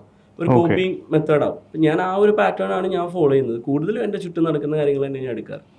ചുറ്റുമുള്ള ആളുകൾക്ക് ഉണ്ടാകുന്ന സംശയങ്ങൾ, അവർക്ക് ഈ കാര്യം എങ്ങനെ ചെയ്യും എന്ന ചോദ്യം അവരായിട്ട് വരുമ്പോൾ അത് അവരെ ചെയ്ത് കാണിച്ചു കൊടുക്കുന്നു. പിന്നീട് അത് സിമിലർ ആയിട്ടുള്ളൊരു വലിയ ആളുകൾക്ക്, വലിയ ക്രൗഡിന് ഇതിൻ്റെ ഒരു നീഡ് ഉണ്ടെന്ന് മനസ്സിലാക്കുന്നു. അതിനെ വീഡിയോ രീതിയിലേക്ക് മാറ്റുന്നു. ആ വീഡിയോക്ക് വേണ്ടി ബെസ്റ്റ് എഫേർട്ട് ഇടുന്നു എന്നുള്ളതാണ്. ബ്ലൈൻഡ് ആയിട്ട് കണ്ടന്റുകൾ അതുപോലെ കോപ്പി ചെയ്ത് അല്ലെങ്കിൽ അതുപോലെ റീക്രിയേറ്റ് ചെയ്യുന്നതിലല്ല മിലൻ ഫോക്കസ് ചെയ്യുന്നത്. That's great. റിസർച്ച്, അതായത് കണ്ടന്റുകൾക്ക് വേണ്ടി നമ്മൾ പ്ലാൻ ചെയ്യുന്ന സമയത്ത് നമ്മൾ സ്വാഭാവികമായിട്ടും ഒരുപാട് റെഫറൻസ് വീഡിയോസുകൾ എടുത്തു വെക്കുന്നുണ്ടാവും. അപ്പം റെഫറൻസ് വീഡിയോസുകൾ എടുത്തു വെക്കുന്നതിൽ നമ്മൾ ചില വീഡിയോസുകൾ ഒരുപക്ഷെ അതിൻ്റെ ഒരു വിഷ്വലൈസേഷൻ പാർട്ട്, അല്ലെങ്കിൽ അതിൻ്റെ ഫ്രെയിം സെറ്റ് ചെയ്തത്, അല്ലെങ്കിൽ അതിൻ്റെ ഒരു സ്റ്റോറി ടെല്ലിംഗ് മെത്തേഡ്, ആ വീഡിയോയുടെ ഒരു ഓഡിയോ ക്വാളിറ്റി, പല കാരണങ്ങൾക്ക് വേണ്ടിയിട്ടായിരിക്കും നമ്മൾ റെഫറൻസ് എടുക്കുന്നുണ്ടാവുക. ഒരിക്കലും അതിൻ്റെ കണ്ടന്റ് അതുപോലെ കോപ്പി ചെയ്ത് അതുപോലെ റീക്രിയേറ്റ് ചെയ്യുന്നതിന് വേണ്ടി ആയിരിക്കില്ല എന്നുള്ളതാണ്. അശ്വിനും മലനാവട്ടെ, ഈ ഇത്തരം കണ്ടന്റുകൾ റിസർച്ച് ചെയ്യുന്നതിന് നിങ്ങളുടെ ഒരു ഡെയിലി ലൈഫിലൊരു സ്മാർട്ട് പ്ലാനിങ് എങ്ങനെയാണ് നടത്തി വരുന്നത്? കുറച്ച് ഫ്രെയിം വർക്ക്സ് യൂസ് ചെയ്യാറുണ്ട്. ഇപ്പോൾ എൻ്റെ കേസിൽ നല്ല, എൻ്റെ ക്ലയൻസിൻ്റെ കേസിൽ യൂസ് ചെയ്യുന്ന കോണ്ടന്റ് റിസർച്ചിന് ഒരു CCC and DD എന്ന് പറയാറുണ്ട്. CCC and DD എന്ന് പറയും. ഓക്കെ. സോ അതൊന്ന് എക്സ്പ്ലെയിൻ ചെയ്യാന്നുണ്ടെങ്കിലും കോപ്പി, ക്യൂറേറ്റ് ആൻഡ് ക്രിയേറ്റ് എന്നുള്ളതാണ്. എഗെയിൻ ഈ കോപ്പി എന്നുള്ള വേർഡ് തെറ്റിദ്ധരിക്കപ്പെടേണ്ട ആവശ്യമില്ല. ഒരു കോണ്ടന്റ് അതുപോലെ കോപ്പി അടിക്കുക എന്നുള്ളതായിരിക്കില്ല. ഒരു ഉദാഹരണത്തിന് ഇപ്പം മിലിയൻ കറസ്പോണ്ടിങ് ആയിട്ട് പറഞ്ഞിട്ടുണ്ടായിരുന്നു CapCut എങ്ങനെ ഇൻസ്റ്റാൾ ചെയ്യുക എന്നുള്ള. ഒരുപാട് ആൾക്ക് അറിയില്ല, സത്യമാണ്. എൻ്റെ വീഡിയോ എങ്ങനെ എഡിറ്റ് ചെയ്യാമെന്ന് ചോദിച്ചപ്പോൾ CapCutലാന്ന് പറയുമ്പോൾ എപ്പോഴും പറയാറുണ്ടായിരുന്നു ഇത് എങ്ങനെ ഇൻസ്റ്റാൾ ചെയ്യാമെന്ന് പറഞ്ഞുതരും എന്നുള്ളത്. എൻ്റെ നീഷ് അതല്ലാത്തതുകൊണ്ട് ഞാനൊരു ചെറിയ ഒരു സെറ്റപ്പ്, ഒരു സ്ട്രക്ചർ ക്രിയേറ്റ് ചെയ്തിട്ട് അയച്ചു കൊടുക്കാറാണ് പതിവ്. പക്ഷേ ഇതൊരു മൊബൈൽ വീഡിയോ എഡിറ്റിങ്ങിലോട്ട് കോണ്ടന്റ് ക്രിയേറ്റ് ചെയ്യാൻ വരുന്ന ആൾക്ക് ക്രിയേറ്റ് ചെയ്യേണ്ട കോണ്ടന്റ് തന്നെയാണ്. എന്നാൽ ഈ കോണ്ടന്റ് ഓൾറെഡി ഒരു 1000 എണ്ണം ഉണ്ടായിട്ടുണ്ടാവും. എന്നാൽ നമ്മുടെ ഇത്രയും കോണ്ടന്റുകൾ കൺസ്യൂം ചെയ്തിട്ട് അതിൽ പറഞ്ഞതും പറയാത്തതും നമുക്ക് മനസ്സിലായതും മനസ്സിലാക്കാത്തതുമായിട്ടുള്ള കാര്യങ്ങൾ നമ്മളുടെ ഒരു വാല്യൂ ആഡ് ഓൺ ചെയ്തിട്ട് പറഞ്ഞു കഴിഞ്ഞാൽ അതിനൊരു കോപ്പി എന്ന രീതിയിൽ ഞാൻ ഒരു C യൂസ് ചെയ്യാറുണ്ട്. പിന്നെ ഒരു C ഫോർ ക്യൂറേഷനാണ്. നമ്മുടെ സെയിം നീഷിലുള്ള അല്ലാതെ മറ്റ് നീഷുകളിലുള്ള കോണ്ടന്റുകളുടെ ചില സ്റ്റൈൽസ് അല്ലെങ്കിൽ ഐഡിയാസ് നമ്മുടെ നീഷുമായിട്ട് കണക്ട് ചെയ്യാൻ വേണ്ടി പറ്റുന്നതായിരിക്കും. സോ അത്തരം ഐഡിയാസ് നമുക്ക് ഇംപ്ലിമെൻറ്റ് ചെയ്യാൻ പറ്റുന്നൊരു മെത്തേഡ് ഉണ്ട്. അതൊരു ക്യൂറേഷനാണ്. ആൻഡ് തേർഡ് വൺ ക്രിയേഷനാണ്. വളരെ ഡിഫിക്കൽട്ട് ടാസ്ക്കാണ്. ഒരു പുതിയ ഐഡിയയിൽ നിന്നും ഒരു കോണ്ടന്റ് ക്രിയേറ്റ് ചെയ്തെടുക്കുന്ന മെത്തഡോളജിയാണ്. ഇത് ഓരോ ഫണലിൽ ഞാൻ യൂഷ്വലി അവയർനെസ്, കൺസിഡറേഷൻ, കൺവേർഷൻ എന്നുള്ള ഫണൽ യൂസ് ചെയ്യാറുണ്ട്. സോ ടോപ്പ് ഓഫ് ദി ഫണലിൽ അകത്താണെന്നുണ്ടെങ്കിൽ ഇതിനൊരു മെട്രിക് ചേഞ്ച് ഉണ്ടാവും. നമ്മളൊരു ടോപ്പ് ഓഫ് ദി ഫണലിൽ ഈ പറഞ്ഞ 3 C's യൂസ് ചെയ്യാന്നുണ്ടെങ്കിൽ 60-40-10 ആയിരിക്കും. 60 for copy, 40 for curation, 10 for creation ആയിരിക്കും. നെക്സ്റ്റ് ജേണിയിലോട്ട് വരുന്ന സമയത്ത്, മിഡിൽ ഓഫ് ദി ഫണലിൽ വരുന്ന സമയത്ത് അത് വീണ്ടും മാറുന്നുണ്ട്. അവിടെ ഒരു 40-40-20 ആവും. പിന്നീട് ചിലപ്പോൾ അതൊരു 30-40-30 ആവും മാറുന്നുണ്ടാവും. ഇത് ഒരു എങ്ങനെയാണോ നമ്മുടെ ഈ വരുന്ന ക്ലയൻറ്റ്, അവരുടെ ഒരു ബയോസ് പേഴ്സണയുടെ കറസ്പോണ്ടിങ്ങുള്ള കാര്യങ്ങൾ, കോണ്ടന്റ് ക്രിയേറ്റ് ചെയ്യാനുള്ള അവരുടെ താല്പര്യമൊക്കെ കമ്പയർ ചെയ്തിട്ടായിരിക്കും ഈ 3 C's യൂസ് ചെയ്യുന്നുണ്ടാവാം. പിന്നീട് യൂസ് ചെയ്യുന്ന ഒരു 3 D's ആണ്. ഒന്ന് ഡിഫൈൻ ചെയ്യും പ്രോപ്പർലി എന്താ നമ്മൾ ചെയ്യാൻ വേണ്ടി പോകുന്നുള്ളത്. അതിൽ ഡെലിഗേറ്റ് ചെയ്യാനുണ്ടാവും. സെക്കൻഡ് D ഫോർ ഡെലിഗേഷൻ ആണ്. ആൻഡ് തേർഡ് കറസ്പോണ്ടിങ് ആയിട്ടുള്ള D എന്ന് പറയുകയാണെങ്കിൽ ബേസിക്കലി അത് ഡിഫൈൻ ചെയ്ത് പ്രോസസ് കംപ്ലീറ്റ് ചെയ്യുക എന്നുള്ളതാണ്. അതാണ് ഒരു 3 D's എന്ന് പറയുന്നത്. ഈ 3 C'സും 3 D'സും ആണ് ഞാൻ യൂഷ്വലി ഒരു കോണ്ടന്റ് സ്ട്രാറ്റജിക്ക് യൂസ് ചെയ്യാറുള്ള ഒരു മെത്തേഡ് എന്ന് പറയുന്നത്. ഫ്രെയിം വർക്കാണ്. നമ്മൾ കാണുന്ന വീഡിയോക്ക് പിറകിൽ കുറേയധികം Cയും കുറേയധികം Dയും ഐഡൊക്കെ ആയിട്ട് അശ്വിൻ്റേതായ ചില, അല്ലെങ്കിൽ അശ്വിൻ കുറേ പ്രാക്ടീസസുകൾ ഫോളോ ചെയ്തിട്ടുണ്ട്. ഒരു കോണ്ടന്റ് ക്രിയേറ്റർ എന്ന രീതിയിൽ നമുക്ക് അത്യാവശ്യം ആളുകൾ നമ്മളെ കാണുകയും അതിൽ നിന്നുള്ള ഒരു മോണിറ്റൈസേഷൻ അല്ലെങ്കിൽ ഒരു റവന്യൂ പാർട്ടിലേക്കൊക്കെ നമ്മൾ എത്തുകയൊക്കെ ചെയ്യുമ്പം നമുക്കറിയാം വീഡിയോ ക്രിയേറ്റ് ചെയ്യുന്ന ആളുകൾക്ക് കുറേയധികം ലിവറേജസ്, അഡ്വാൻറ്റേജസുകൾ കിട്ടും എന്നുള്ളതൊക്കെ. പേഴ്സണലി ഇപ്പം നിങ്ങളുടെ രണ്ടുപേരുടെയും കരിയറിൽ എങ്ങനെയൊക്കെയാണ് നിങ്ങൾ ഈ കോണ്ടന്റ് ക്രിയേറ്റ് ചെയ്യുന്ന ഈ ഒരു എഫേർട്ട് നിങ്ങൾക്ക് തിരിച്ചതൊരു റിട്ടേൺ ആയിട്ട് അല്ലെങ്കിൽ ഒരു റിസൾട്ടായിട്ടൊക്കെ വരുന്നത് എങ്ങനെയൊക്കെയാണ്? നമുക്ക് മെയിനായിട്ട് പ്രൊമോഷൻസ് ആണ് വരാറ്. ഇപ്പോൾ എനിക്ക് മെയിനായിട്ട് കൊളാബ്സ് ഒരുപാട് വന്നിട്ടുണ്ട്. പിന്നെ ബ്രാൻഡ് പ്രൊമോഷൻസ്, അവരുടെ ബ്രാൻഡ് പ്രോഡക്ട്സ് അവർക്ക് വേണ്ടിയിട്ട് അവർ അയച്ചു തരും നമുക്ക് പ്രോഡക്ട്സ്. നമ്മളത് അൺബോക്സ് ചെയ്തത് റിവ്യൂ ചെയ്യണം, യൂട്യൂബിലും റിവ്യൂ ഇടണം എന്നുള്ള രീതിയിലൊക്കെ പർട്ടിക്കുലർ ബ്രാൻഡായിട്ട് ഡയറക്റ്റ് മെസ്സേജ് വരുന്നുണ്ട്. അത് കൂടാതെ ചെറിയ ചെറിയ ബിസിനസ് ഓണേഴ്സ് മെസ്സേജ് അയക്കുന്നുണ്ട് അവരുടെ പ്രൊഡക്റ്റ് കൂടുതൽ ആൾക്കാരിലോട്ട് സെല്ല് ചെയ്യുന്ന രീതിയിൽ എത്തിക്കാനായിട്ട്. അങ്ങനെ പ്രൊമോഷൻ ഒരു സൈഡിലുണ്ട്. പിന്നെ യൂട്യൂബ് വേറെ ഒരു, അതെല്ലാവർക്കും അറിയാവുന്നൊരു റവന്യൂ ഇതാണ്. പിന്നെ അത് കൂടാതെ നമുക്ക് വർക്ക്സ് വരും. ഇപ്പോൾ ഞാനിപ്പോൾ വീഡിയോ അത്യാവശ്യം തെറ്റില്ലാത്ത രീതിയിലാണ് എഡിറ്റ് ചെയ്തിട്ട് ഇടാറ്. അപ്പോൾ ആ രീതിയിലുള്ള വീഡിയോസ് എഡിറ്റ് ചെയ്ത് കൊടുക്കുമെന്ന് വെച്ചിട്ടുള്ള എൻക്വയറീസ് വരുന്നുണ്ട്. അങ്ങനെ ഇതൊരു വർക്ക് എന്നുള്ള രീതിയിൽ നമുക്ക് വേണമെങ്കിൽ ആക്കി എടുക്കാൻ പറ്റും. അതല്ലാതെ നമുക്ക് ഒരു കോണ്ടന്റ് ക്രിയേറ്റർ എന്നുള്ള രീതിയിൽ നമുക്ക് പോകണമെങ്കിൽ അങ്ങനെയും പോവാം. എല്ലാത്തിനും കൂടി നല്ലൊരു ഓപ്പർച്യൂണിറ്റി ആണത്. അശ്വിൻ എന്തൊക്കെയാണ് ഇപ്പോൾ വരുന്നത്? ഇതിൽ മോണറ്റൈസേഷൻ എൻ്റെ പേഴ്സ്പെക്റ്റീവിൽ ഇല്ലാത്തൊരു കാര്യമാണ്. ഞാനത് ചെക്ക് ചെയ്യില്ലാത്തൊരു കേസ് ആയിരുന്നു. പക്ഷേ ഒരുപാട് കറസ്പോണ്ടിങ് ആയിട്ടുള്ള ബ്രാൻഡ് പ്രൊമോഷൻസും കൊളാബറേഷൻ റിക്വസ്റ്റും ഓഫേഴ്സും ഒക്കെ വരാറുണ്ട്. പക്ഷേ എൻ്റെ വൈ ആയിട്ട് അലൈൻഡ് ആവാത്തതുകൊണ്ട് ഡെഫിനറ്റ്ലി ഇത് എടുക്കുന്നില്ല. സോ എൻ്റെ ഒരു വൈ എന്ന് പറഞ്ഞു കഴിഞ്ഞാൽ I believe everyone deserves the freedom to explore their passion and take informed decision before committing to a career എന്നുള്ളതാണ്. ഒന്നുകൂടി പതുക്കെ പറഞ്ഞത്.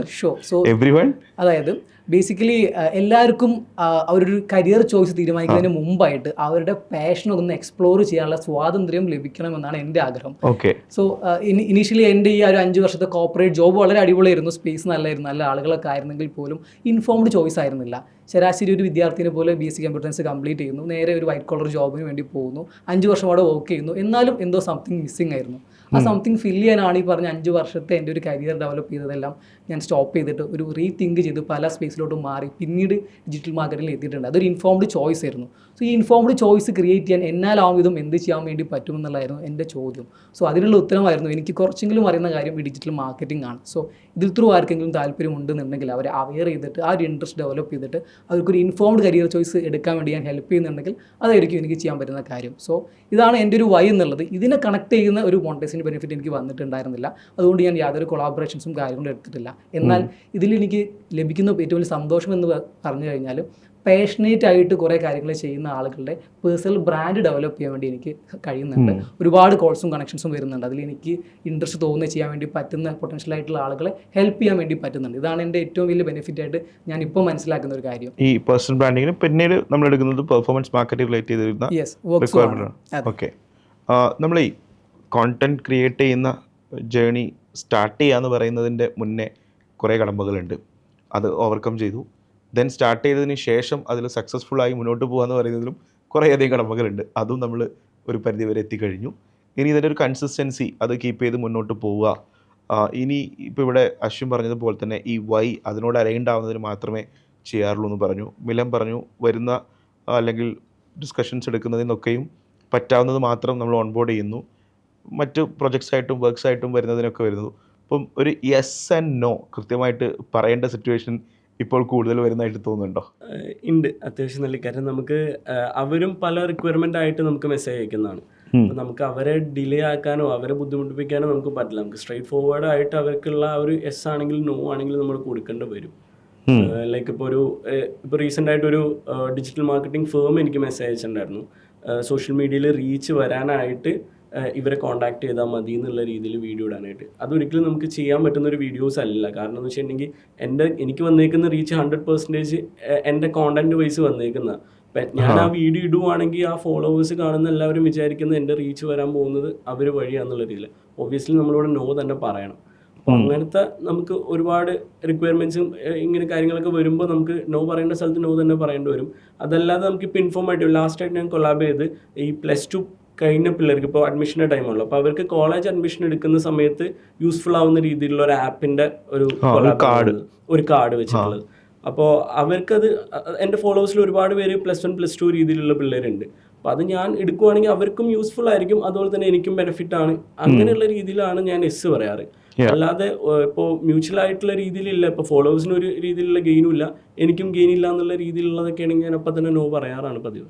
യെസ്, അതായത് നിങ്ങളുടെ ഫോളോവേഴ്സിൻ്റെ ഇൻട്രസ്റ്റ് അല്ലെങ്കിൽ ആ ഫോളോവേഴ്സിനോട് ജസ്റ്റിസ് അത് ഉറപ്പുവരുത്തുകയും ഓഫ് കോഴ്സ് ഒരു ക്രിയേറ്റർ എന്ന രീതിയിൽ നമുക്ക് ഒരുപക്ഷെ ഷോർട്ട് ടേം ആയിട്ടുള്ള ഗെയിൻ ഒക്കെ അതിനകത്ത് ഉണ്ടാവും, ഒരു റെമ്യൂണറേഷനോ അല്ലെങ്കിൽ കോമ്പൻസേഷനോ ഒക്കെ ഉണ്ടാവും. പക്ഷേ അതെങ്ങനെ നമ്മുടെ ഫോളോവേഴ്സിലേക്ക് അത് സൃഷ്ടിക്കുന്ന മാറ്റം അല്ലെങ്കിൽ അത് എന്ത് ഗുണം ഉണ്ടാക്കും അല്ലെങ്കിൽ എന്ത് ദോഷം ഉണ്ടാക്കുമെന്ന് നോക്കിയിട്ടാണ് നിങ്ങൾ ഓരോന്നും സെലക്ട് ചെയ്യുന്നത്.